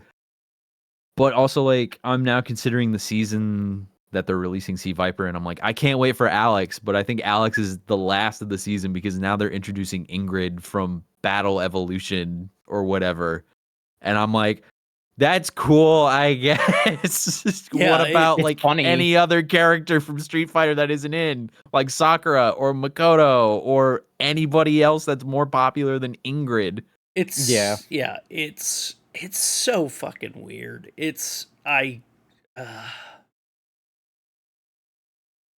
I just wanted this game to be good because I was so excited about it when it came out. It's got a good foundation. Yeah, it's got a really good foundation. There are really fun characters to play as. Like, I enjoy Street Fighter as Street Fighter for the first time in a long time. Like, fully, like, fuck, if any of my friends still played, I'd probably play more. It's depressing. Yeah, like Huskow's saying though, yeah, they have been doing good with reimagining some characters too, which like, you know, now would be the time to bring Ingrid back to give her another shot. But also, yeah, they need to mix it up a little bit better with being like, okay, yeah, people have been wanting Makoto for a really long time, you know, that kind of thing. Where's Hagar? We'll see. Yeah, where's Hagar? We are literally in like Metro City. Where's any of the Final Fight rep? Like Yeah. there's nothing. Like there's no Metrocity anywhere. Yeah. All right. Well, there's that. Let's see here. Jackson, do you want to talk about what you've been playing? Yeah, I'll address this one first. Yeah, new person I was introduced to, Brian Ricardo. I played in their Power Stone 2 tournament the other week. That's cool. That I didn't fucking get ruled last. to watch. I didn't get last. Nice. I fought and fought and fought. To be fair, I did not practice. I knew about the tournament in like a month advance, and I did not practice once. But it was interesting because like I know Brian from Capcom stuff. I didn't really know any of their Final Fantasy stuff, even though like that's the majority of what they stream. Yeah. So that was fun and interesting, and it got me thinking about like weird, obscure Capcom titles. And I'm like, I want to play more weird stuff that they put out because Power Stone 2 is such like an odd arcade party fighter game that I had no idea that they made. Like I know he wants to host more stuff like that because he had a blast with it. Like it was so funny to watch because you had Brian who knows what the fuck he's talking about doing commentary, and he's sitting down with my buddy Kogan who has no idea what's happening the whole time. And it's just so like it's just such an interesting fun thing. I like when people put together tournaments like that. You were fun to watch, so I tried my very best. I went to one of my friends who's a Power Stone 2 like aficionado, and I was like, give me tips and tricks. And they gave me tips and tricks. I played in the tournament, and I went back to them. I'm like, hey, I didn't get last. I got second to last, but I wasn't last place. And they're like, oh, what game were you playing? I was like, Power Stone 2. And then they went, oh, I gave you advice for Power Stone 1. My bad. None of this applies to Power Stone 2. And I was like, oh, okay, thanks. I understand the confusion. Like I love those obscure ass fighting games. I've written so much stuff like video scripts and like video production stuff I want to do about like obscure fighting games or like weird game titles that companies have made that nobody really considers anymore because it's like, yeah, Konami made Castlevania and Silent Hill and Metal Gear. Okay, let's talk about their weird history with Bomberman. Yeah. Let's talk about their weird shit with Bomberman right now because that has gone under the radar. But no. They own Bloody Roar. They haven't done anything with that. No, and they never will, sadly. Like that's just gone. That's swept under the rug. But like weird stuff. Yeah. Speaking of weird stuff, I got reached out by Sega. They gave me a press copy of Shinobi Art of Vengeance, excuse me. I've been thinking about Metal Gear. That I'm gonna write something for Gamesline. I'm gonna write a review, but basically they have gotten Lizard Cube again, who Lizard Cube did Streets of Rage 4. Yeah. And they were able to reinvent that series and kind of bring it back to the public eye, and now they're doing a new like Streets of Rage revamp that they announced like forever ago when they were like, look at these 6 Sega games that we're bringing back, and like Jet Set Radio and Crazy Taxi and whatnot. So they got him to do Shinobi, and I went in thinking like, oh, it's gonna be like old Shinobi where it's just like upgrades, platform, whatever. I did not know it was a Castlevania. I didn't know it was like a Metroidvania type game, and it opened up in a way that felt natural. Like they did the how do I describe this?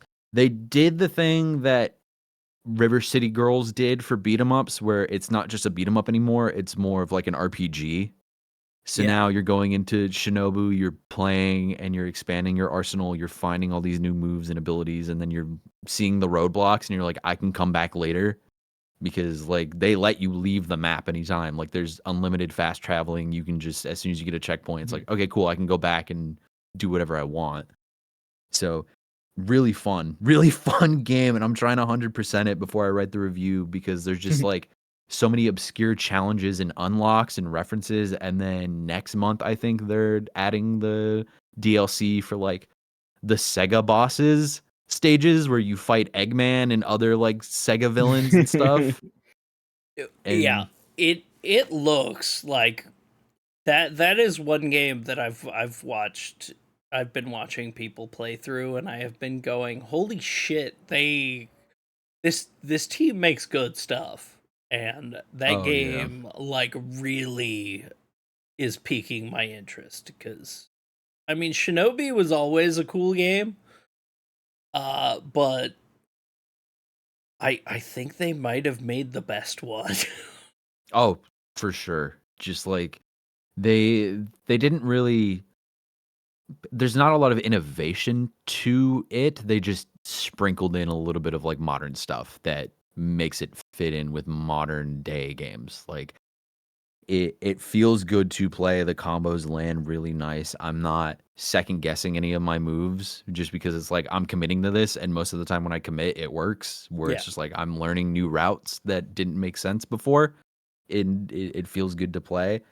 Um, I need to finish that game. I think I might honestly go after this. I'm probably gonna load it up and play more of it just because I keep thinking about it. Hell yeah. But Sega also gave me a copy of Sonic Racing Cross Worlds, Shit, which Yeah. I can't wait for that. I can't wait to to be able to buy that one.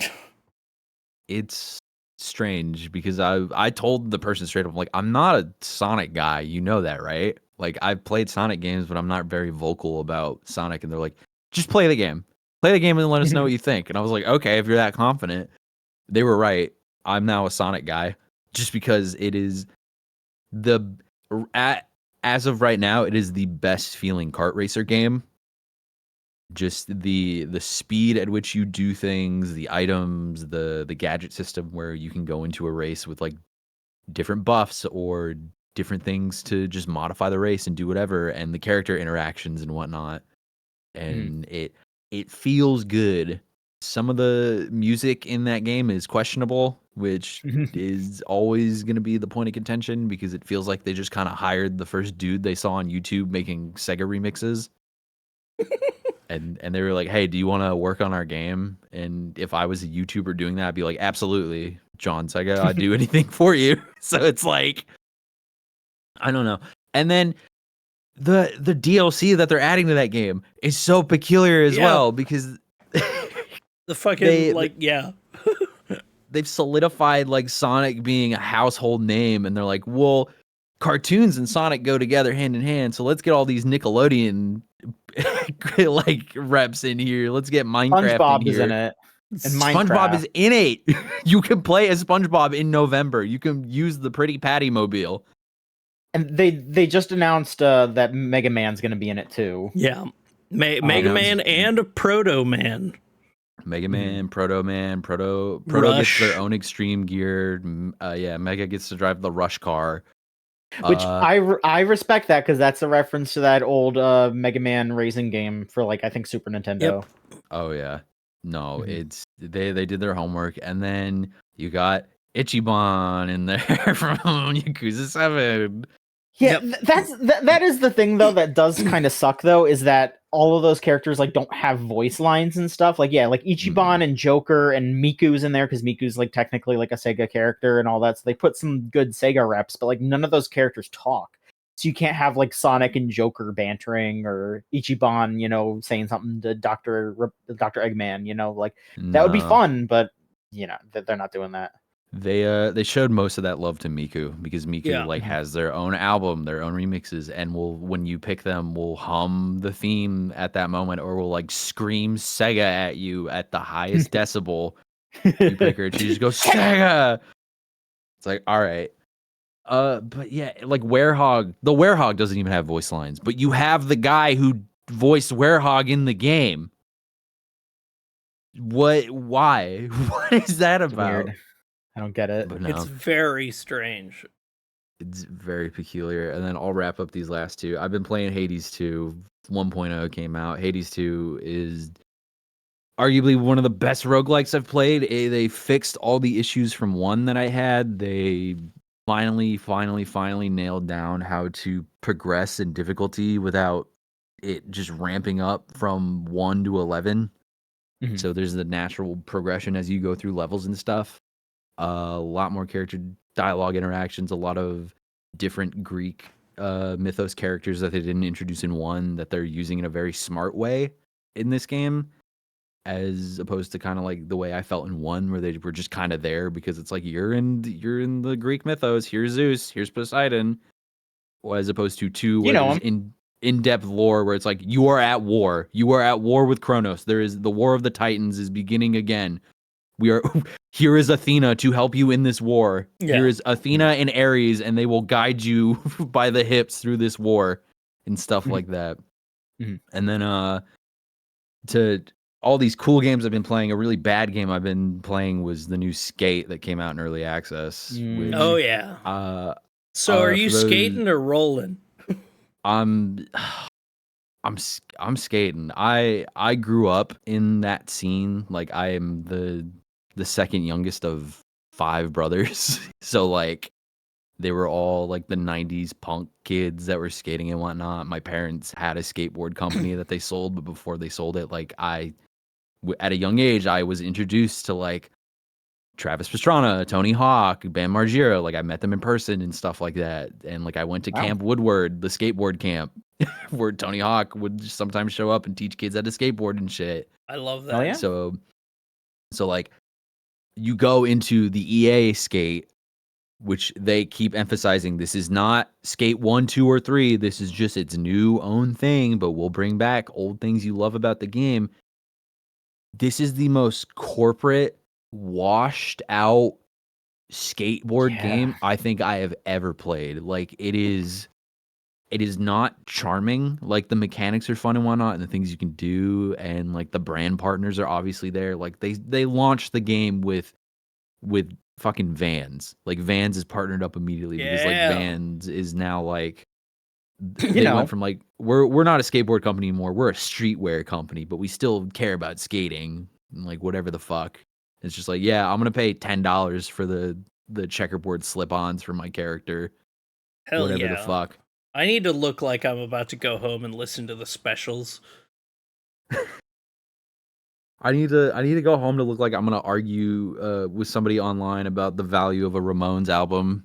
I say I'm gonna go home and listen to the specials, but I'm actually going to listen to Real Big Fish.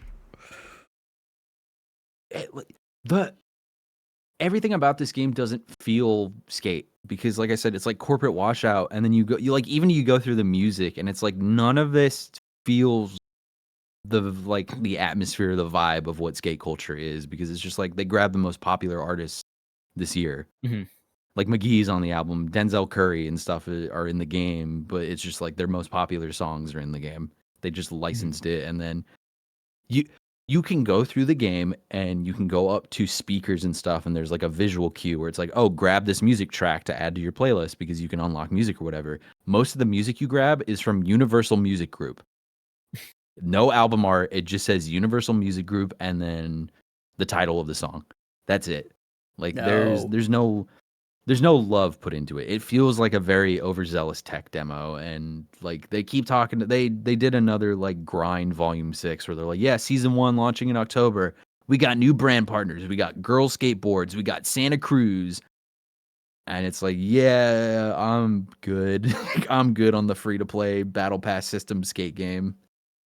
It is what it is. But that was my week lineup, my front-loaded week. Yeah.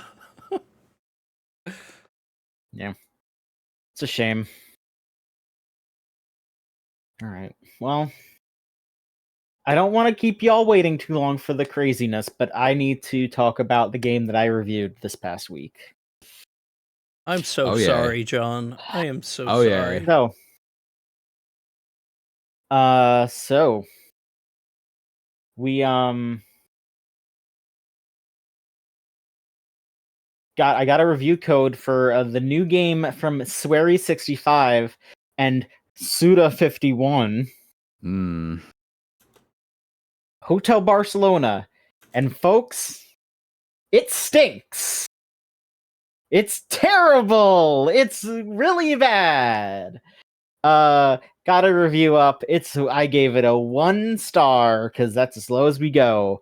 And it's not good whatsoever. It is a side-scrolling hack and slash roguelike where you are trying to build the stats of the character that you're playing as you progress. You know, you're running through the same stage over and over, trying to pick up like upgrade items and then trying to beat the boss at the end. And yeah, here's Swery playing it, which I don't know how he's. Yeah, that's right. Yeah, it's bad. He's being. Yeah, it's like, oh.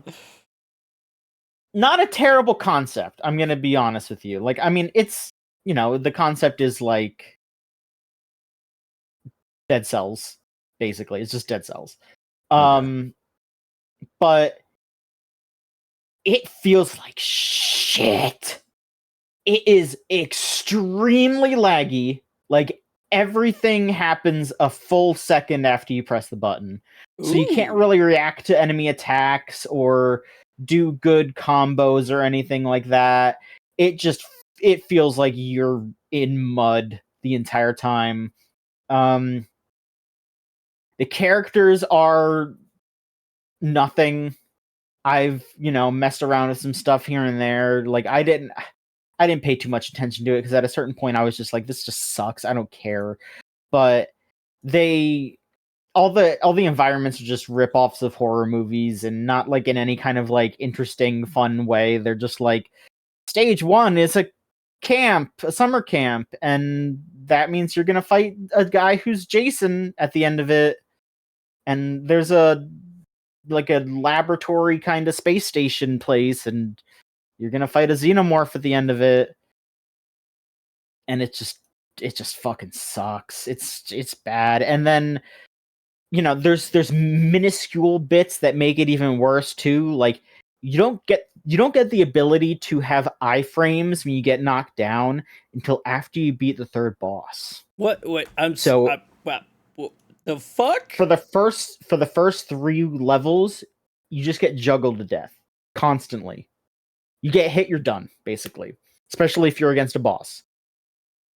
It sucks. It's really bad. And then the characters, again, I guess I'll mention some of the stuff that I saw that I took note of. Where one of the first cutscenes is because the character you play as is like an FBI agent who's trying to hunt down a serial killer who is supposed to be at this hotel, and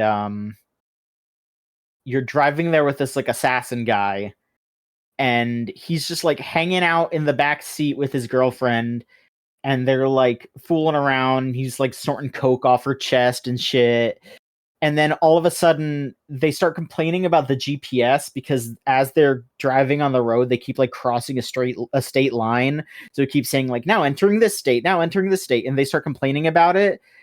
And I don't remember exactly what he calls her, but the main character is a black woman, and he calls her like some like weird, like kind of racially charged nickname.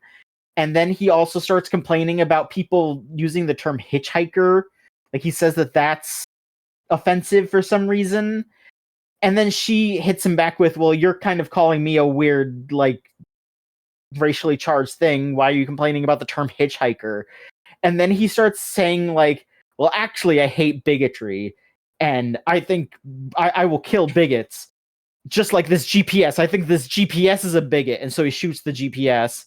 And then they get in a car crash, and then he dies, and she kind of does too, but then she melds souls with another separate serial killer who's named, like, I think Dr. Carnival, and he gives her powers, and that's who you're playing as. You're playing as this lady who's, like, has the soul of a serial killer in her to fight an evil witch. The soul of And Dr. Carnival. Yeah, and then the witch... As a Ringling, I find this offensive. And the hotel is just the Shining Hotel. Because, of course, it's just... The Hotel Barcelona is the Shining Hotel from Crater Lake. I mean, it's, you know what I mean. Yeah. It's bad. It's fucking bad. The other one that I was stun locked. I was stun locked. Was you every once in a while you'll randomly have access to a casino, which is how you get weapon upgrades, specifically, like boost the stats of your weapons, because there's like only like 3 or 4 weapons or whatever, or at the very least there's 3 or 4 like classes of weapons. And so you go into the casino, and all it is this literally just a card picking game where they just have like 4 cards face down, and then if you pick the right one, you get a weapon upgrade. So it's just like a 1 out of 4 chance every time, basically. But you walk in and you meet the like proprietor of the casino, and I don't want to misrepresent this, but they are a character that is very much like presented as gender nonconforming, is what I would say. And I'm just gonna read the first 2 lines that come out of this character's mouth here. Why hello there, haven't seen you around here before. Let me just say one thing to start off. I identify as a man. I'm attracted to women. I'm not gay, trans, or bi. And then they just say, like, you know why I'm dressed up like this? Because I love Tim Curry.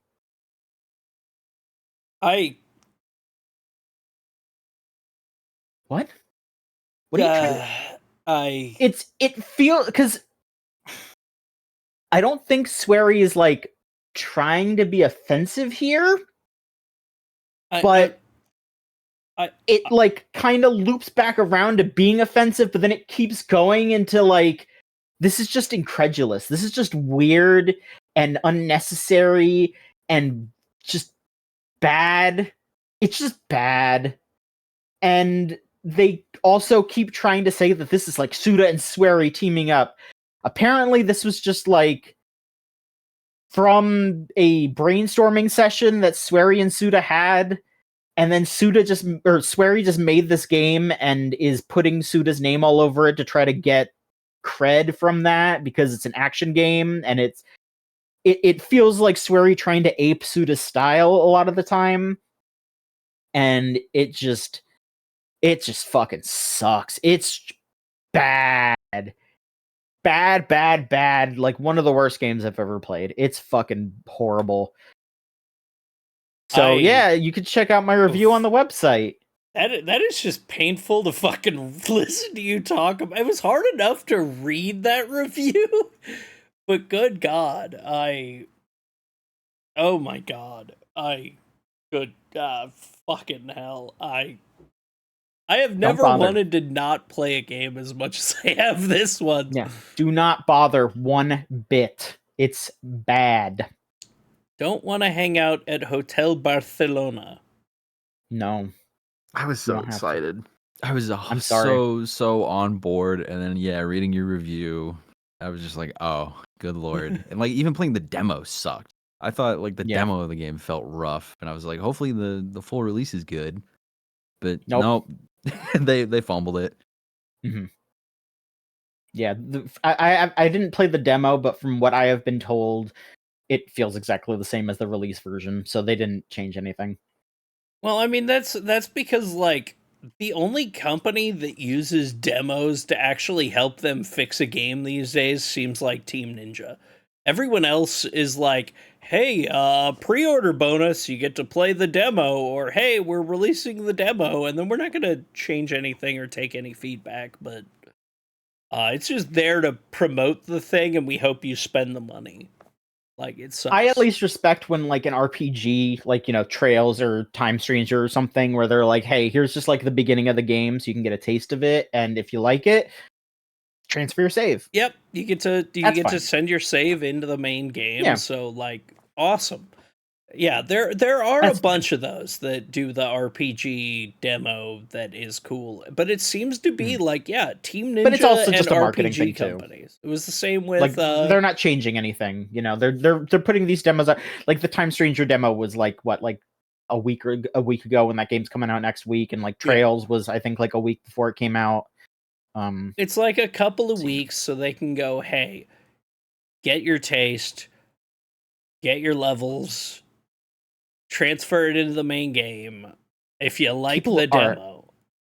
People are being freaks about Digimon, though. Like, I've seen people that are just like, oh yeah, I've played this demo for 200 hours, and I've raised every possible Digimon that you can. Like, I have every Digimon all ready to go, and it's like, why are you gonna play the game now? You've played the game. You've finished it. Like, I don't know why you're spending the money now. Like, you're done. The best part is I think I said it last week, but there are some of those people that they are going to get to the main game, and then they're going to complain that it's not hard enough, and it's like, motherfucker, you have a Digimon that can one-shot the last boss already.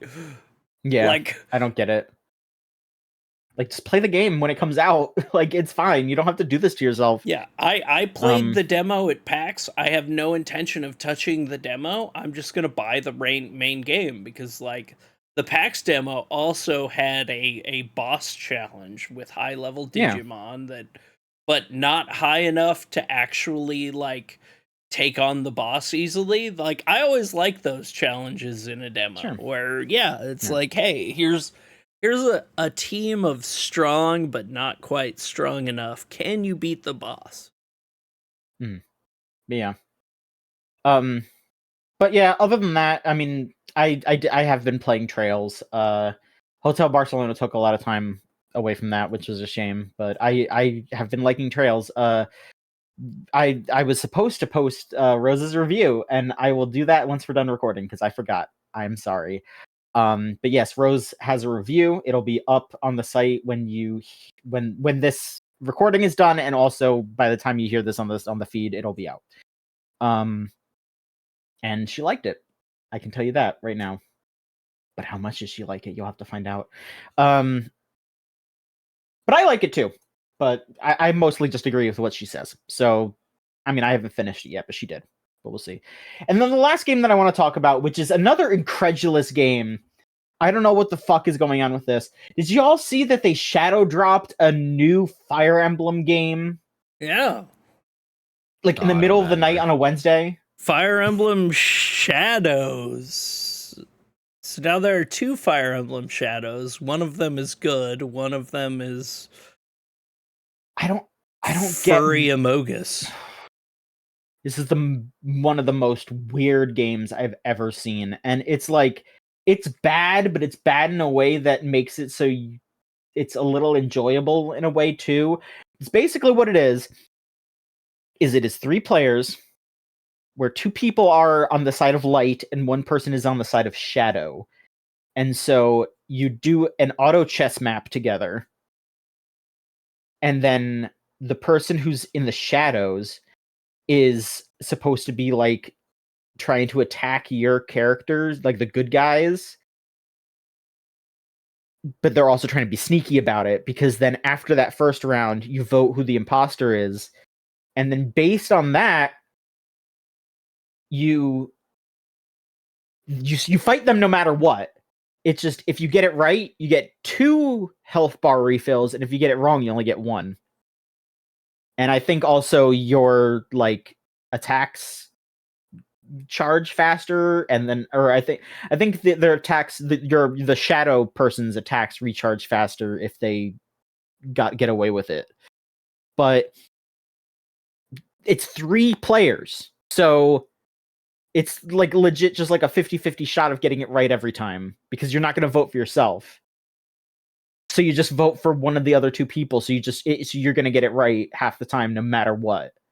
And a lot of people also don't realize. There's a little pro tip for you. You can attack yourself when you're the villain to like throw people off, but not a lot of people know that you can do that. So a lot of the time it's just, oh, they attacked me and this other person, and then the third person didn't get touched. So okay, it was the third person, and then it usually is that. So it's I don't understand what they're trying to do. I don't know just what. Sounds bad.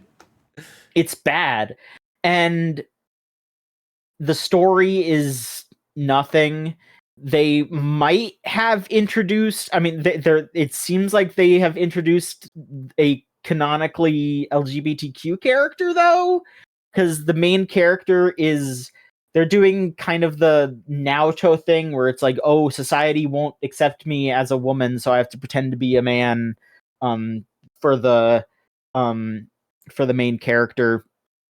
But like, they're betrothed to a princess of another region, and the princess knows and is cool with it. So I guess they're lesbian marry or betrothed, but I don't know. Listen, I don't want to make assumptions about people's interpretations of gender. I am a cis male. I am sorry, but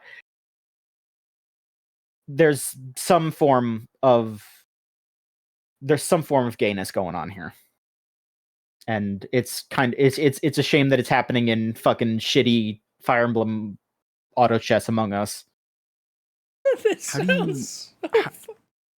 How do you communicate in that game? Because if it's a social deduction game, then what's the fucking point of the social deduction mechanics if you can't communicate? I don't know. It doesn't make sense. I don't know. Like, honestly, if it didn't have the social deduction stuff and it was just, hey, we're doing 3-player Fire Emblem auto chess, that probably would have been fine. Like, Fire Emblem makes sense for auto chess, like they could have done like Advance Wars or whatever, but that makes sense if it was just like, hey, you just drop into a thing and you fight like a bunch of enemies and then it's just auto chess, or you could do 3v3 auto chess or something like that. That sounds fun, but the fact that it's some weird social deduction thing, it makes no sense. Why? Like, it adds nothing to it. Detracts. It only detracts. It doesn't add anything. But I don't know. And of course, there's like a battle pass, and they have 2 characters from old Fire Emblem stuff so far. One of them is Dimitri. Oh, I forgot to mention, which you slightly mentioned it, Lorelai. But yeah, everyone's like an animal person in this game. Like, they're all, I guess, kimono mimi, I guess would be the term, where they have the ears basically. But then when they're evil and they turn into their full evil form, then they go like full like beast mode basically. It's like, ooh, I'm Lynn and now I'm a horse girl. Ooh. Yes, Lynn is a horse, which a lot of people are happy about because, Uma Musume is very popular right now, and I mean, she's cute with horse ears. I'll just say it. And Dimitri's like a lion man, and he pulls that off too. But it's just a fucking weird game. And again, they dropped this in the middle of the night, like Wednesday night. No fanfare, no announcement, no, they haven't been teasing this or putting out trailers. It was out of nowhere. Amazing. So they're probably just sending this out to die because they realize, like, okay, actually this game sucks ass. Like, whatever, we're gonna try to make some money off of like Lynn fans and then shut it down in 3 months. I don't know. It's fucking weird. I don't get it whatsoever. It's a bizarre concept.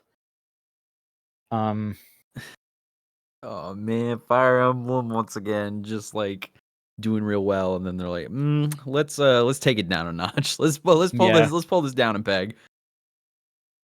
I mean, like, at least Fire Emblem Heroes is a squished version of Fire Emblem. Like, that game is still basically Fire Emblem to an extent, so it makes sense why it is the way that it is. But yeah, it's weird. Like, literally, the only character I have seen people draw is just like Uma Lin, and even then it's not that much. Like, they have official like furry Fire Emblem characters and nobody gives a shit. They've lost everybody. There's nothing to this. Nobody cares. Such a weird thing. It's like I'm baffled. I do still have it installed on my phone, though. I'm going to be honest with you. Maybe we'll have to install is there a Switch version? No. Oh, I was gonna say we'll have to do a bad stream together of the Switch version. Like, I guess you could do like BlueStacks or whatever, I guess, but I don't know. You're gonna go through the effort of like installing that shit on your on the emulator. It's so weird. I do not. What are you doing, Nintendo? I don't get it. I do not get it. All right, well, folks. Time. I think it's time. Are you ready? Because I'm not, but we're gonna do it anyway. Folks, it is one as you recall, it is episode 69. So we opened up the floor to questions that are more on the risque side, as it were. They're hot. We're gonna be talking about penis. And Is Vagina. kenis? Is that like for if you're on a keto diet? Kenis and Kel. I don't know. Yeah, cock potentially. Jackson has not told the story yet. I don't, but God, okay. do we want to open with do that? this before? Okay, do we want to can do this open with before- that?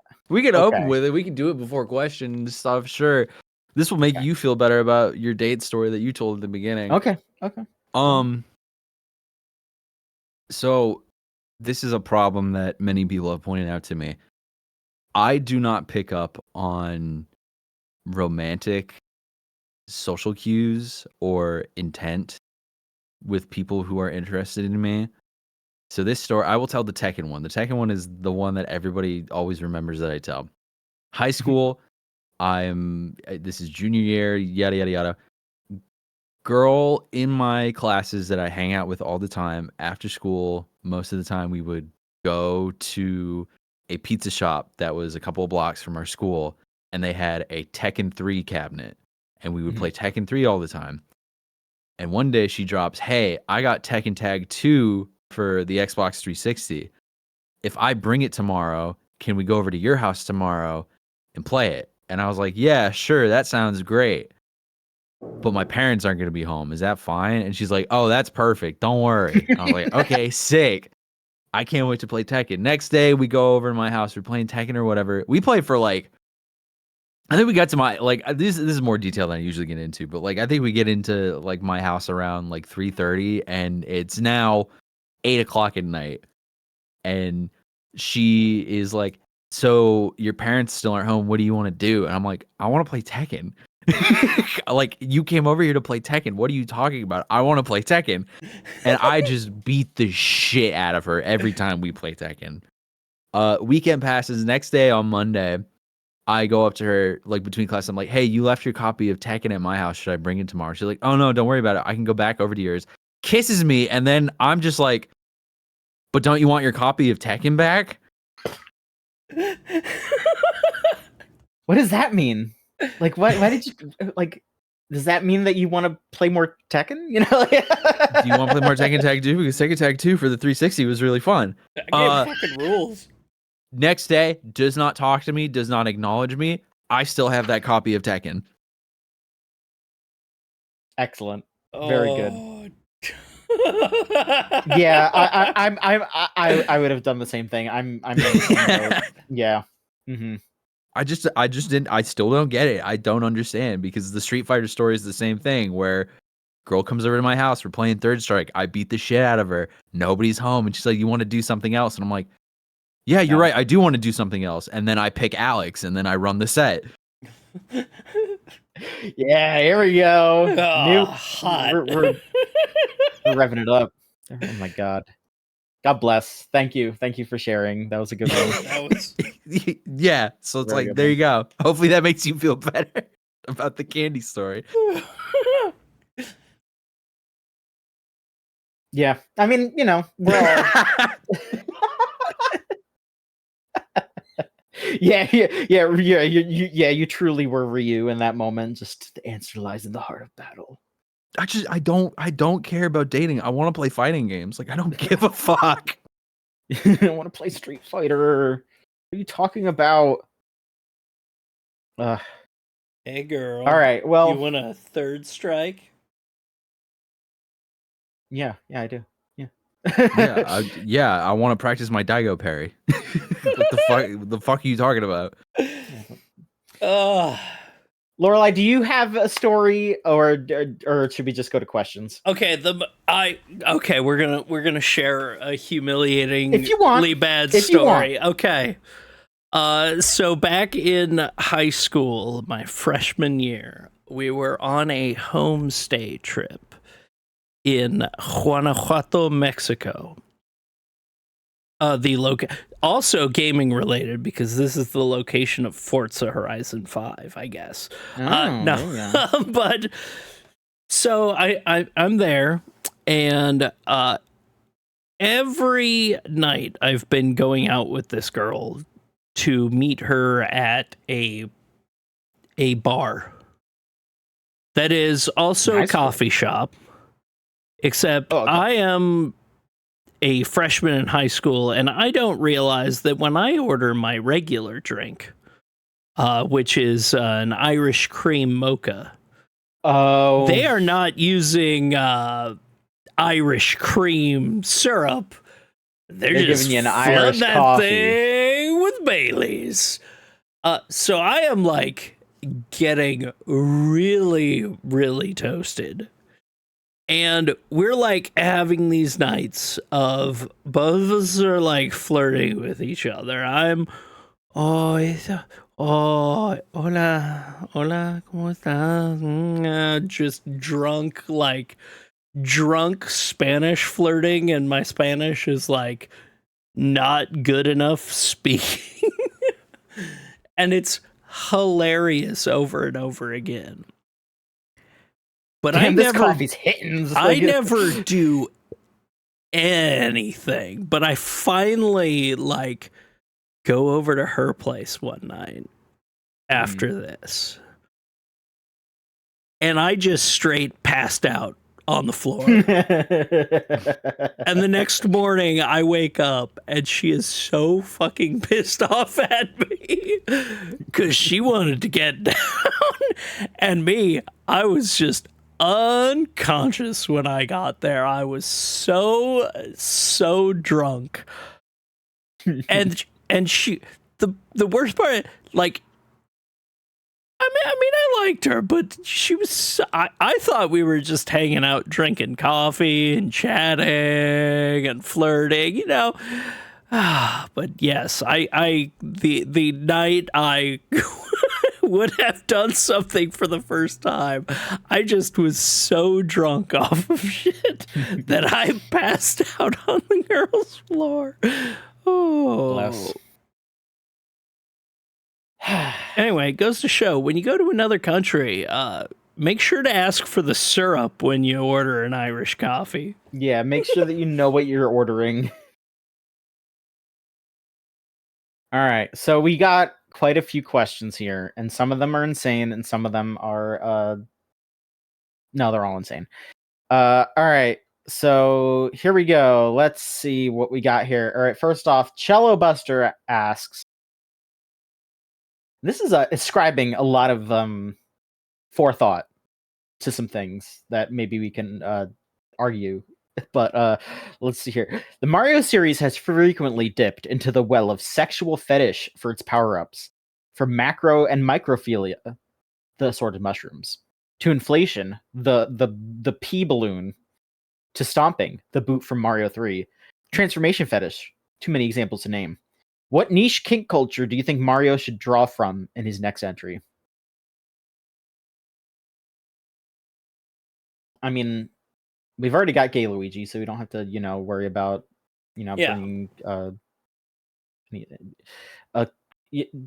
Mechazoic is saying cock and ball torture. I mean, CBT Mario. I mean, like Mario Sunshine is basically the equivalent of that, doing the like pachinko level. So I don't know if we need to worry about that per se.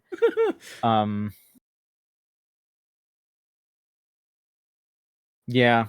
Or Mario Pinball Land. Yeah, that's already kind of that too. Erotic stealth games. Mario yeah, Peach does cage. get got I mean, how do we know that he's not wearing one right now, You hear it jangling around while he's jumping? I don't know. It's not the coins in his pocket. Yeah, there you go. Yeah, they do already have Vor, basically, yeah, Bowser's Inside Story. Yeah, they've covered a lot. It's kind of difficult. Yeah. Cuckold fantasy, I don't know. Again, you could argue that that's already happening. Like Bowser just watches his Peach and Mario walk away. Yeah. This is really surprising that it's just like, yeah, kinda. We're already covering it. Yeah. Did you hypnosis yet? The first thing that comes to mind. Now we can't promote the thing on Blue Sky. Come on. First thing I think of is that commercial with Wario where he's trying to get you to like kill Mario. Yep. Oh, and I guess yeah, Dream Team, I guess, as well. So there you go. I don't know. Just get Peach to sit on the cake. That's it. You're done. There we go. Yep, we got it. Got it in not in one, but in a few. That's it. That's what we got. That's the best we could do because they've already got everything else. I'm sorry. Wonder Bread Russell. Yeah, that's gonna be Super Mario Wonder. Yeah, that's gonna be Wonder 2. Nope. I'm vetoing that one. Nope. I'm not paying $900 for a Mario game. You will. Oh my god. All right, let's see here. We've got an anonymous questioner who asks, what pantsless video game character's game would be most improved if they added a realistic pussy and or dong to their model? I mean, I don't know why my first thought was Spyro, just flying around. Look, the DuckTales moon level would be spectacular. Scrooge would just be pogo sticking on that. Yeah, exactly. Pogo Give him a drill dickin'. power up. He's a duck.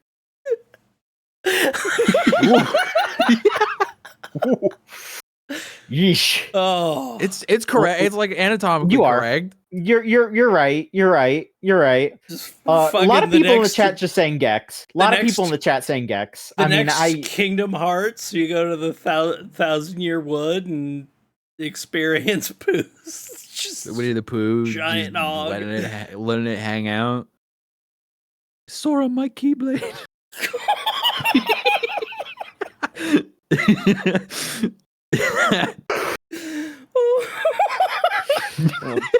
Frogger. I mean, like okay, so we're talking about like original old ass Frogger, like because I think like current Frogger wears pants. So we're talking about like a regular ass frog, but it's just got like Just a huge a frog with a dangus. huge hog. Just a dangus hanging out. Like, all right, yeah, let's do it. Why not? Yeah, current Frogger is from 20 years. I mean, there hasn't been anything else. Like, what? They haven't had a Frogger game that doesn't use that character, I don't think. Also, that perverted motherfucker's talking about like needing to bust in one of his games too. Like, he's already a freak. Frogger's on a list somewhere, I think. Does Pac-Man wear clothes? No. Or is he just wearing gloves and boots? Yeah, which that's even worse. Like if he was fully naked, that'd be one thing, but like the fact that he's got shoes on. It's just the shoes Yeah, stay on during Yeah, You're because more I'm naked like- if you have shoes. I'm thinking of Pac-Man World 2 when he bounces on trampolines. He does like backflips and front flips and Slapping shit. his ass. His bare ass on the button. Oh my god. Just a active streaker situation. What that like? Because like nobody in Pac-Land wears clothes. Then like everyone's just Yeah. walking like it's a nudist colony, and that's why the ghosts are probably pissed because they got to see that shit all day. It's like, man, I've got my cloak. You fuckers running around with your hog out, eating your Viagra pills. Yeah, Pac-Man, your wife is out here just wearing a bow. Like I have to walk a block to the other neighborhood to walk my kid to school so we don't walk by your window. Oh my god. Yeah, I feel like Rampage is kind of like already a fetish game. It's just they don't show the hog, which like that definitely exists. That's a pretty easy. It's a pretty easy sprite edit, I would say. All right, let's see here. Next one here. Big challenge is sent in a couple here. So let's go through some of these here. First off, over the course of the 2020s, there have been a number of indie furry devs making spiritual successors to their favorite niche games from 20 years ago that also have the player characters be sexual animal people. From arcade brawlers to MMOs to 3D platformers, Y2K is back and sexier than ever.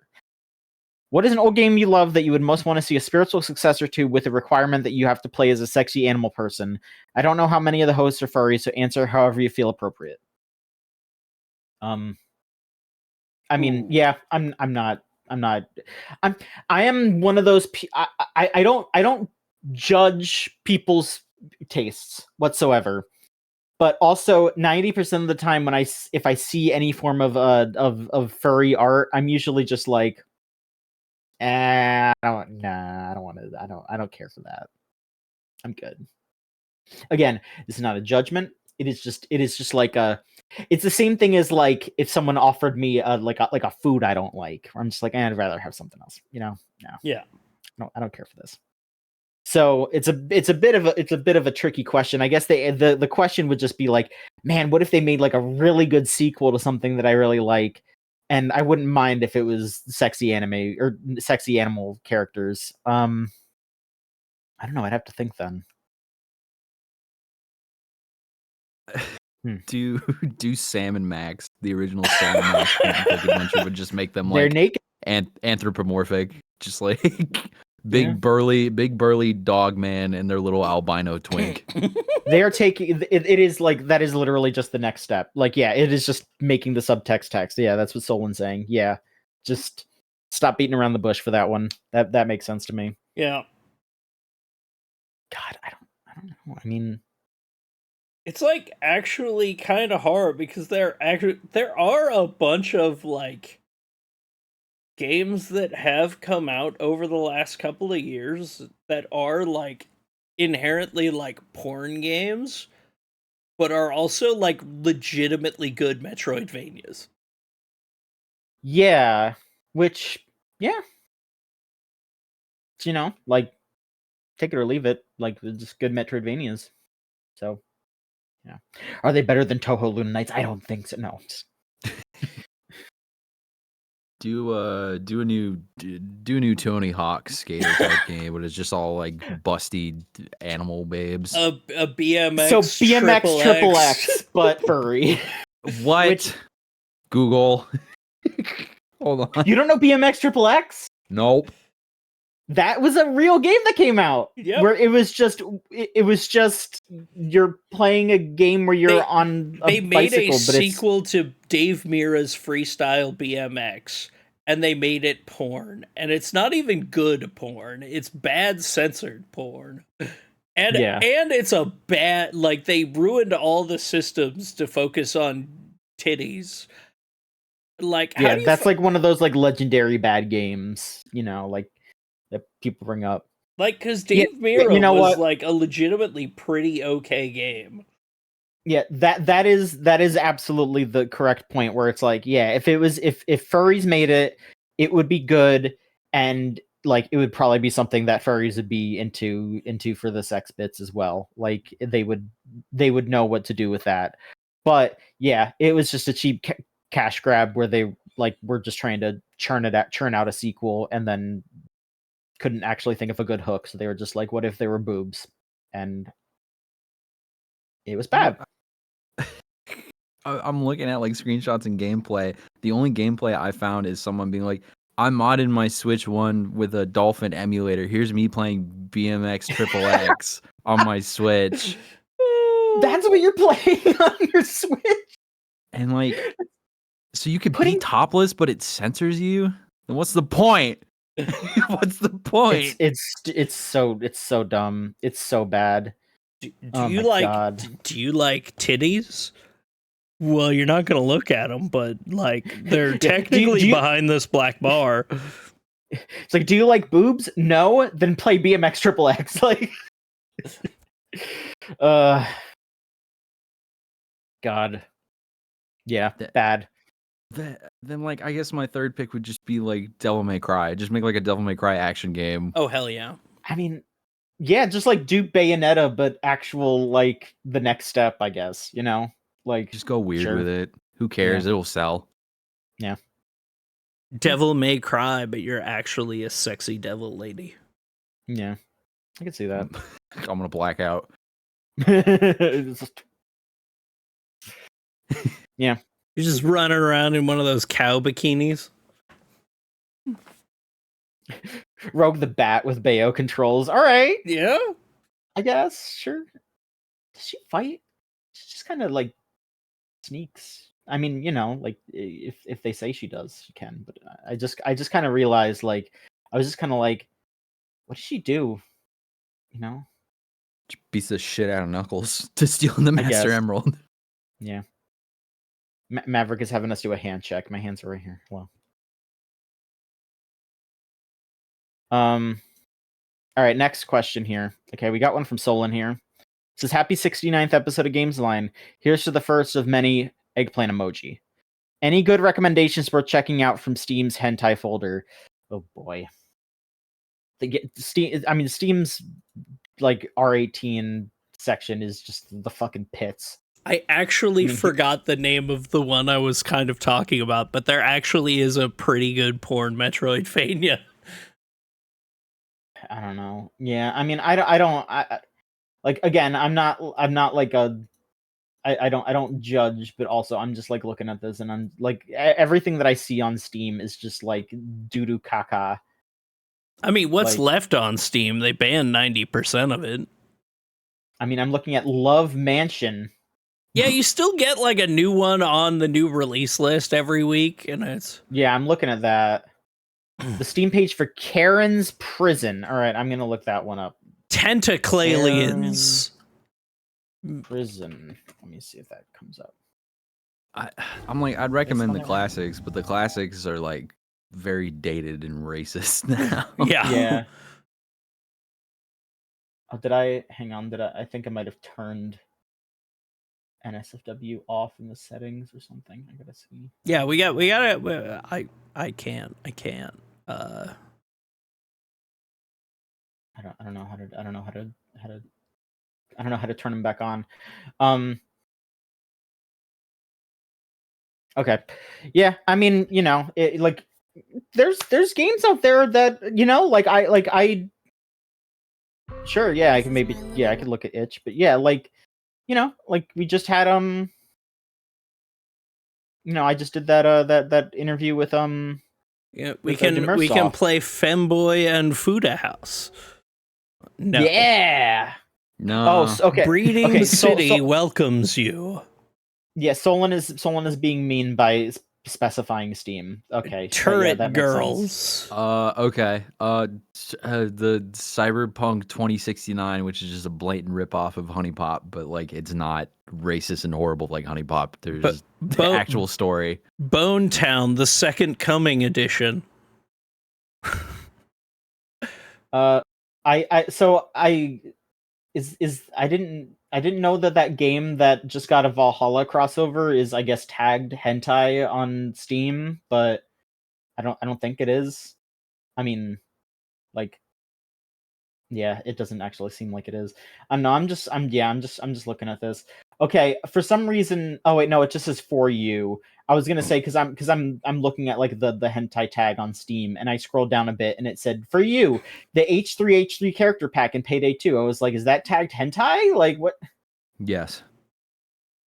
Yeah, I guess. I mean, yeah, this is just bad. Hypnosis app. Muse Dash is tagged hentai on here. I mean, I like that game. It's a little Town of Sins with the butt pass. The butt pass? You got a butt pass DLC. Breeding City welcomes you. You know what? I mean, I like the pixel art on this lady on this. She just looks very nice.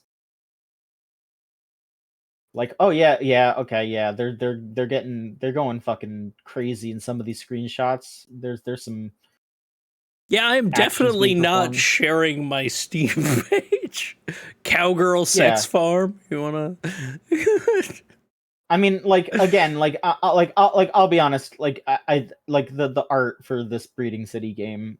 I don't know anything about it otherwise, but I'm just looking at this and I'm like, that's cute. This is cute art. Look, okay. There are people who make porn games who are actually focused on making good games with like decent art. Sure. Like the Fear and Loathing RPGs are like legitimately like pretty good outside of all their I mean, penis demons. Fear and Hunger. Yeah, Fear and Hunger. That's what I was thinking. Yeah, I mean, like that's I wouldn't like. That's not like. I don't think they made that to titillate. Like the stuff that's in that is horrifying. I would say. some sex coach hot yoga, some Spooky waifu Milk fighter. Life. The Censor. Damn, shit's crazy out there. Yeah, I don't know. I don't pay enough attention. I'm sorry, Solon. We gotta learn more, I guess. It's like Together B&B, we gotta do another stream of that, I guess. All right. Let's see here. Here's another one Solon asked. I'm just jumping around a little bit. If someone made a panty and stocking microgames game based on the new season, what microgame would you make for it? I mean, I haven't watched Panty and Stalking yet. I did. I liked the new season a lot. I thought it was better than the first season. It really was. I was really might good. actually have to watch it. It was really good. Yeah, I liked it a lot. I'll talk about it more on the anime podcast that we're probably going to record this week. See, like they just made me really like knee socks this season, so I just want to like do a micro game where I'm giving out presents because there's a scene where she's Santa, or she works at a card game store now in this season, and I'm being dead fucking serious. Yeah, she has a part-time job at a card shop, and it's good as hell. It's really good. So she's You could do the Fast and Furious parody thing where you just like you have to like guide the car through like weird obstacles, like follow the cursor. You could do a Space Invaders rip off where it's a fucking pink dildo shooting shit up or whatever. God. You could do need the Pac-Man with stalking eating sweets, desserts, yeah. Or what else was there? I mean, there was a whole episode that was just a Jack Kirby like parody and like honor, they just honored Jack Kirby. Like it was like all the characters were like drawn like they had like the Jack Kirby like the you know what I'm talking about. The dithering and the harsh lines and stuff. Yeah, and they were all like animated like the old Fantastic Four show. It was good. It was good. It was a great season. It was a very good season. Yeah. All right, let's see. Or unless y'all have more ideas, if you want to share. Yeah. But I don't know. I think Panty and Stocking WarioWare would be cute. That actually, I'd play that. Yeah. And also, yeah, I would recommend checking out the new season. Like, even if you didn't fully like, if there were like bits of the first season that you liked, but like overall you were like, like, I think you should check it out. I think it's good. Yeah, I like the new season is just it's fun.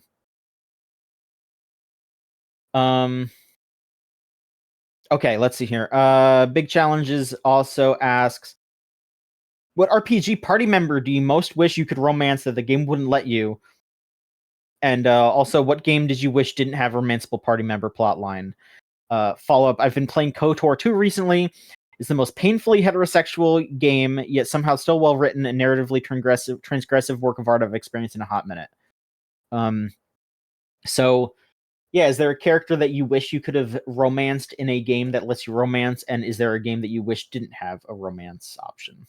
Honestly, I wish you took all that shit out of Mass Effect half the time, because 90% of the time it like shits on characters' personalities just so you can fuck them. But honestly, the first thing I do is take out the romance for fucking Jack in Mass Effect 2, because I think it's genuinely terribly written and ruins the character. Like, fucking hell. Like, legitimately makes me mad. Yeah, I mean, like I was a pretty big Mass Effect head back in the day, and yeah, like I remember doing like the Tali romance, and the big reward being, oh hey, here's this poorly photoshopped stock image. Like, thanks. And I love really it. really Thank feel you. like I had an arc with this character, Yeah. I think metaphor would probably do well with not necessarily romance, but more just like social leading on romance options. See, I disagree. I thought that Metaphor not having romance was a bonus because it just made everyone be able to have stronger connections overall. Like, it was just everyone was on like an even playing field, because I think that is a problem with like the Persona games at times, where they just, like some of those characters, you hit a point where it's like, okay, yeah, you're dating whoever now, and it throws the dynamic off just all over the place, I would say. So I like That's fair. Metaphor not having romance. But Okay. also, I like it could also make sense too. I wouldn't, I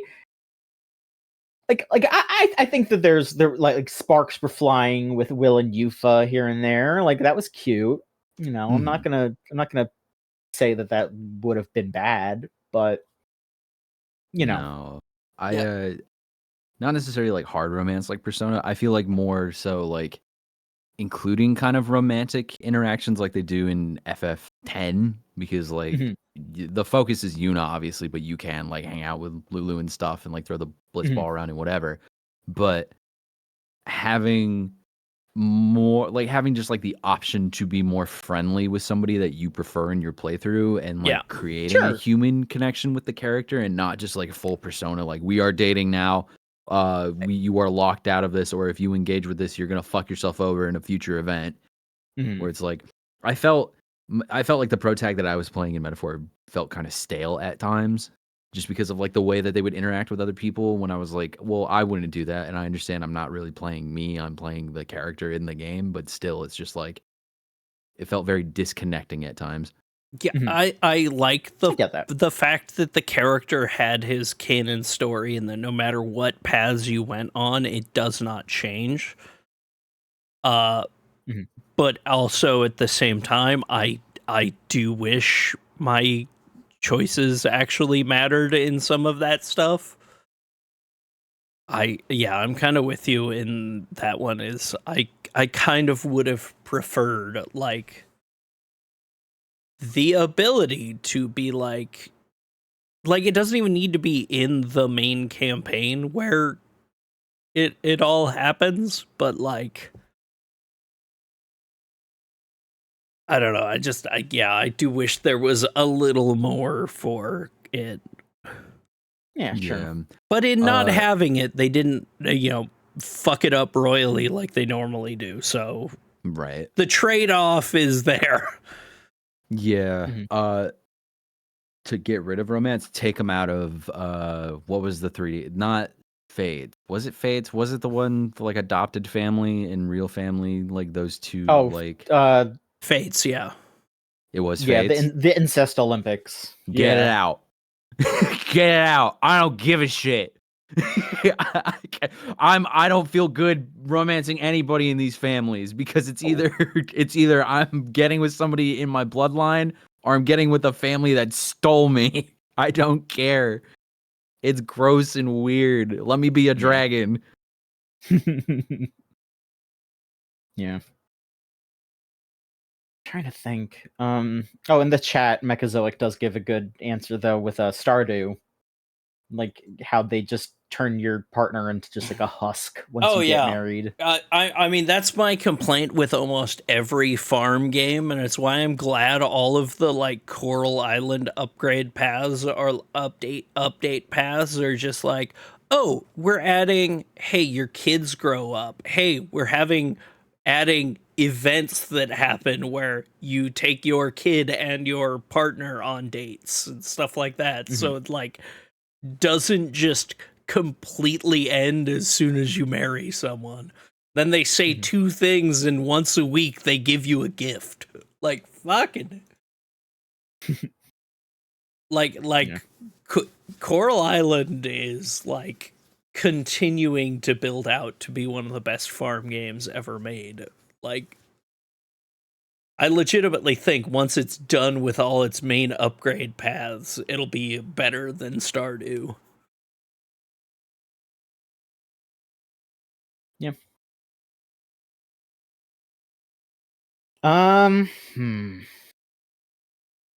If they let me let me date some of those characters in Pokemon Masters, maybe I might reinstall it. Cynthia. Oh What you yeah. doing next week? What's going on? That's how I'm feeling about that. Put a romance in the Pokemon Mystery Dungeon games, but not like not like weird hardcore romance, just like cute, like, oh, That'd be cute. Yeah. I'm a Psyduck, and this Pikachu I met is really nice. Let's go pick berries together. Yeah, I mean, like I think a like just a relationship kind of thing for that game would be interesting, because like you get so many characters over time, like you're building your team.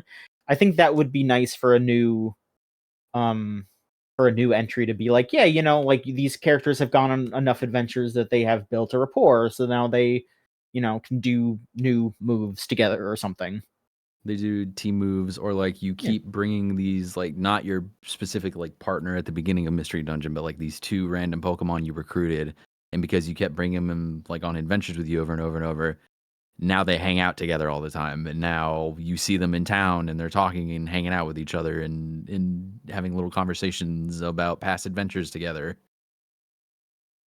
Just like, that'd be interesting. Like, more dialogue. I need a new Mystery Dungeon game. I need something. feel that. Yeah. Mechazoic again saying have Sam and Max romance each other in the next game. I mean, yeah, just like unskippable makeout sesh in the middle of the game. Unskippable hot Sam and Max action. Yeah. Sam and Maction. Yeah. Maverick saying, I still think making Kawakami in Persona 5 a story about two people wanting to do good and put under pressure that they can't handle, and they should do that instead of here's my hot maid teacher who I humiliate. It would have been better if it was the former. Yeah.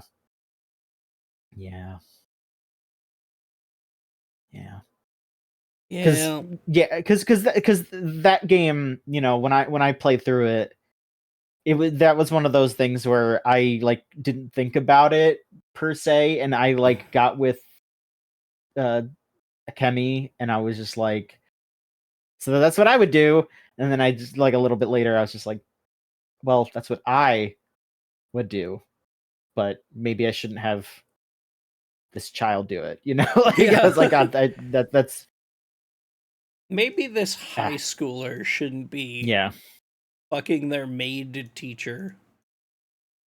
Or the weird nurse lady that works across the street and is probably gonna kill you with a sinister potion. And I'll let her. I'll let her. I'd let her, yeah. Me. Not the 17-year-old. No. Me. The late 20s, almost 30-year-old, I would. Yeah. Yeah, exactly. We'll figure that out. I'm trying to think like a character that, because I'll be honest, I don't really care that much about romance stuff in games, so I can't really think of like a character that's like, oh, I wish that I could have, because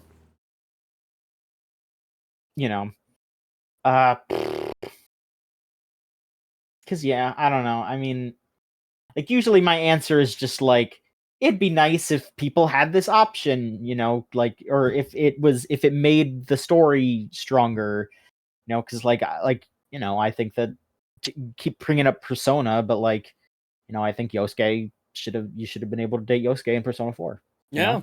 Like, yeah. Like, they probably wouldn't have actually nailed it, but in a perfect world, I think it would be interesting to like have an RPG like that. Look, they tackle like internal homophobia. They and stuff, accidentally nailed me in high school.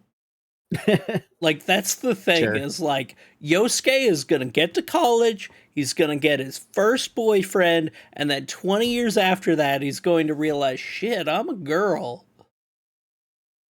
There you go. Oh, I mean, if it happens, but that's what I'm saying. Like, I think that there's, stuff like that should exist, and I'd rather just be like, yeah, like we should have more options for people. I thought of a legitimate answer because I kept doing like off the dome. I was thinking about it. Put romance options in fighting games, because the more weirdly obsessed somebody is about a character in a fighting game, the better they are at that character. Because World Tour mode in Street Fighter 6 almost has that, with like you give the characters gifts and whatnot. But like I would like to go on a date with Marisa or Manon or Chun-Li. I would be more inclined to play these characters if I could go on a little virtual date with them. Dude, like, whichever game adds that will be the most competitive Evo of all time. People will be like, just being like, if you win Evo with this character, that you are dating this character, and it's just like people are gonna be like, yeah, it'll be murder. There will be. Here's the producer of the game walking out on stage with a marriage certificate. All you have to do is sign it.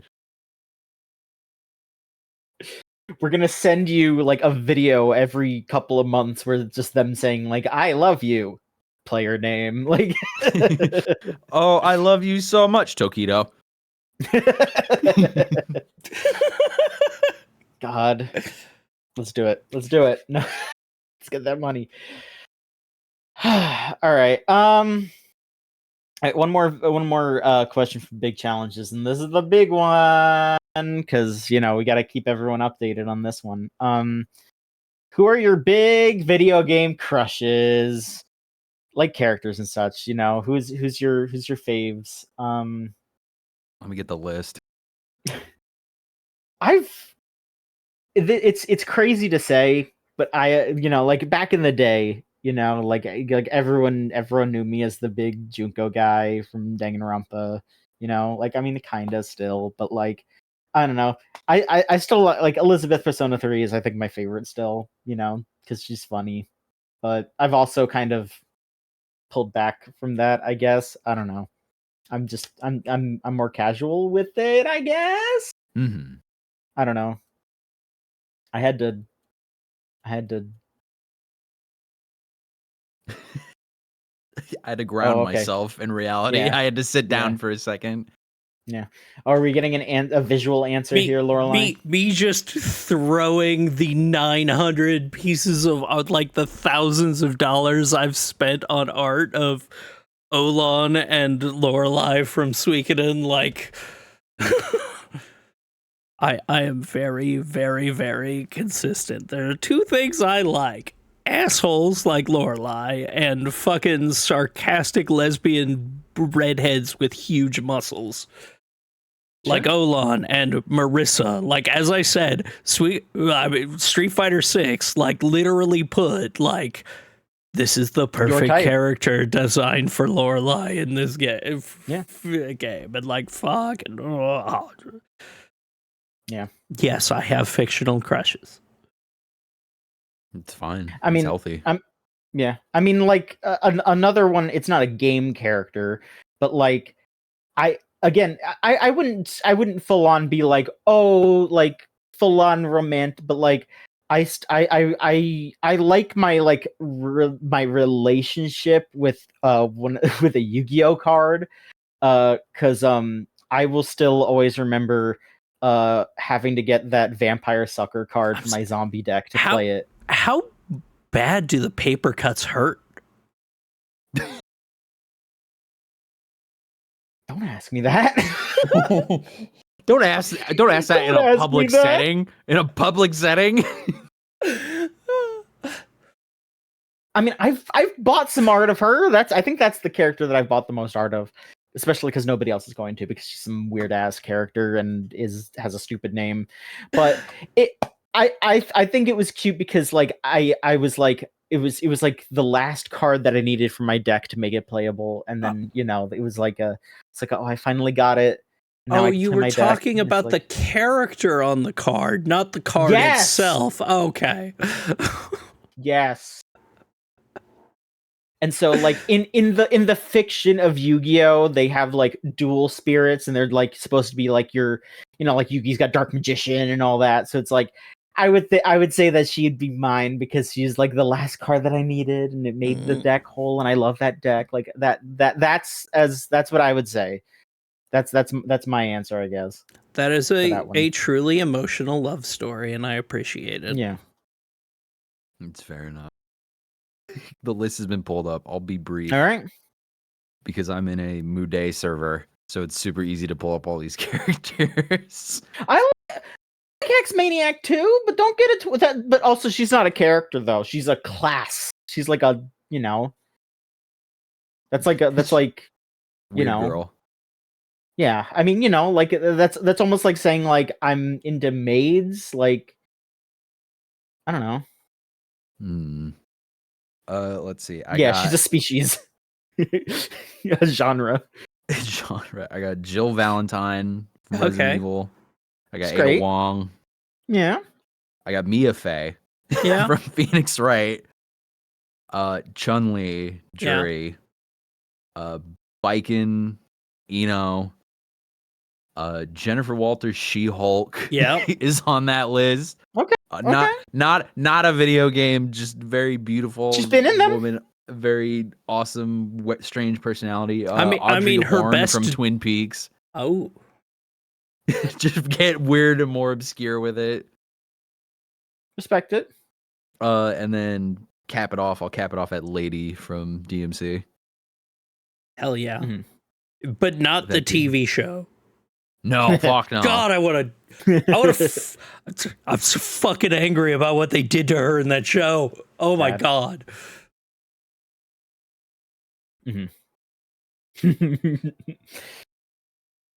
God. I Jackson towing the company retroactively line. hate the Castlevania show now. Oh boy.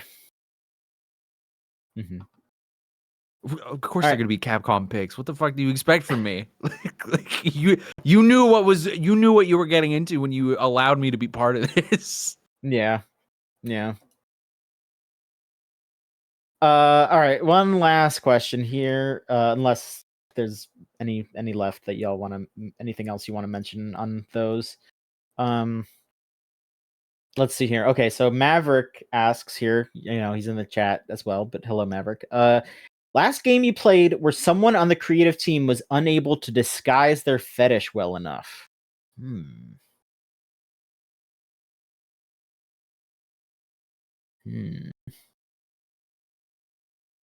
Mario Wonder. There you go. That's a good one. That's a real I have recently been playing Strive with friends. And literally, like, Strive is like the most egregious of the Guilty Gears. Yup. Sure.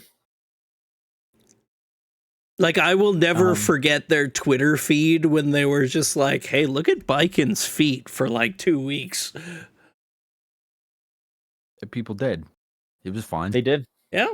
They still do. They still do. Marvel Rivals. Like those are those are blatant. The fucking new Angela design is just like, oh my God. Start singing Steven Universe's Giant Woman song. Yeah, and like just the most of what they do for like cosmetics and stuff is like everybody is scantily clad. Also, we made all the men's asses bigger, and also we made the bulges bigger on characters that have costumes that like cling to their waistline. you see everything on the thing. You see it. You see the thing. You see the thing where he got cut at his bris in his thong skin. Yeah. I mean, the Hotel Barcelona's got some kind of like humiliation fetish. I feel like, boom, Zing. I just like Tim Curry. All right, it's fine. I'm allowed to do this. I literally feel like the issue with that is that like that man hangs out with literally like the worst gays. It's so bizarre. I don't think Swery hangs out with any gays. No, I think that's he does. The guy who's been helping him make all his games is the guy who got fired from his company for sexual harassment. Oh, all right. I see. Yeah. For being the kind of person who sends people gay porn and goes, ha ha ha ha, in the middle of the office. Maybe you really should have had Suda more involved if you want to hang out with the right people. Yeah. Yeah. I don't know. Yeah. I gotta game more. I've been slacking. I mean, you could play Hotel Barcelona. I don't want to. I know. So yeah, now you're trying to get me in on some kind of like humiliation fetish. Humiliation thing, and I decline. I'm just trying to make sure we also all pronounce it correctly because you're required to pronounce Barcelona like Barcelona. I mean, you can go ahead. I don't want to talk about that game anymore. I'm done. I'm sorry. I just hate Spain Spanish so much. Barcelona. All right. Vosotros. All right. Well, we have gone on for 3 hours, so I think we can wrap this up. Thank you so much for listening, everybody. Thank you so much for sending in the questions, for being in the chat and hanging out, etc., etc. It's been a treat. It's been a fun time. Thank you so much. And thank you, Lorelai and Jackson, for joining me as well. Thank you for your time. Of course. If you want to continue to follow us, we have our website, which is gamesline.net. You can head on there. I mean, like literally as soon as this is over, I'm going to upload that review. So there will be a new review as soon as you hear this, up on the site. And you can follow us on Blue Sky. If you have a Blue Sky account, it's gamesline.net, same as the website. Type that into Blue Sky. You can follow us on there. Type that into your web browser. You can follow us on there. We have our Tumblr, gamesline.tumblr.com. Our YouTube, youtube.com/@the gamesline. You have to put the @ or else it doesn't work.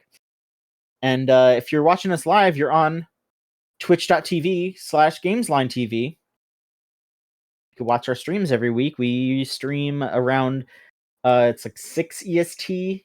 Yeah, 6 EST every Sunday. And just do the podcast. Let's see here. We also have our Patreon. If you want to support us, it's $3 $3. I fucked that up. $3 a month. Yeah. For access to, mostly it's just unlimited Real Works or anime podcast a week early. We're trying to figure out doing more stuff. I've been saying that for like 3 years now, but we still are. So we'll figure something out maybe. But hey, $3 a month. Because it helps us. It helps us. We buy games, we host the website, we buy equipment. It helps us out a lot. So we appreciate it. And we'd also appreciate if you went to our Discord server, the gamezone.zone. You could type that into your web browser, or hey, if you're in the chat, you could just click on that. You could join and you can talk. I've been trying to engage more recently. I've been posting in there. So if you want to say hi, you can hop in there and say hello, and we are hanging out. I don't know. Maybe we'll play something soon, because I we could do. People, it sounds like people want to do like VR chat or something. I'd be down to do that. I love VR chat. Could do that. And also thank you for our theme song, "Magic Is Real," off of the album. Or no, I'm sorry. The song is Crush. The album is Magic Is Real, and it is by Melt Channel /Magic Circuit. You can go to meltchannel.bandcamp.com or magic-circuit.bandcamp.com. And I always, always, always recommend, if you're going to purchase any music off of Bandcamp, you do it on Bandcamp Friday, the first Friday of every month, because they get all the money. All that money. Yes. Lorelai, where can people find you? You can find me at Blue Sky, Judgment Scythe, bluesky.social. You can find me on Twitch. I am streaming more regularly again when my fucking long COVID allows me to. Twitch.tv/Judgment Scythe. Other than that, that's about it for now, but I'm going to have a lot of cool stuff coming up, and I'm very excited to be able to share it with everyone. Love it, yeah. Jackson, how about you? Where can people find you? Oh, what's up? You can find me Twitch, Twitter, Blue Sky, YouTube, Letterbox, Backlogs. Just like look it up, Lumberjackson. I stream when I can. I post when I can. I'll probably be live most of this week because I got more obligations I got to get through. So catch me on Twitch. If I was gonna find you on Blue Sky, though, what would I put in? Oh, if you can search Lumberjackson, or you can use my funny vanity URL, funnymonkey.online. And if you want to use the other URL to find my Twitch, it's monkeythrows.rocks. Pretty good. Those are really good. So if you want to get creative with it. It's actually easier to find people on Blue Sky when you know their whole thing. That's why I was doing that. Like, it was literally easier for me to tag you with Funny Monkey. Or with... It just works. And you can find me, John, on Blue Sky as well, at john.gamesline.net. And I mean, that's kind of all I'm using lately, I'll be honest. So, you can do that. And that's it. We're done. We did it again, folks. Thank you so much for listening, everybody. And we will be back next week with another episode of the Gamesline podcast. Thank you. What does 69 mean?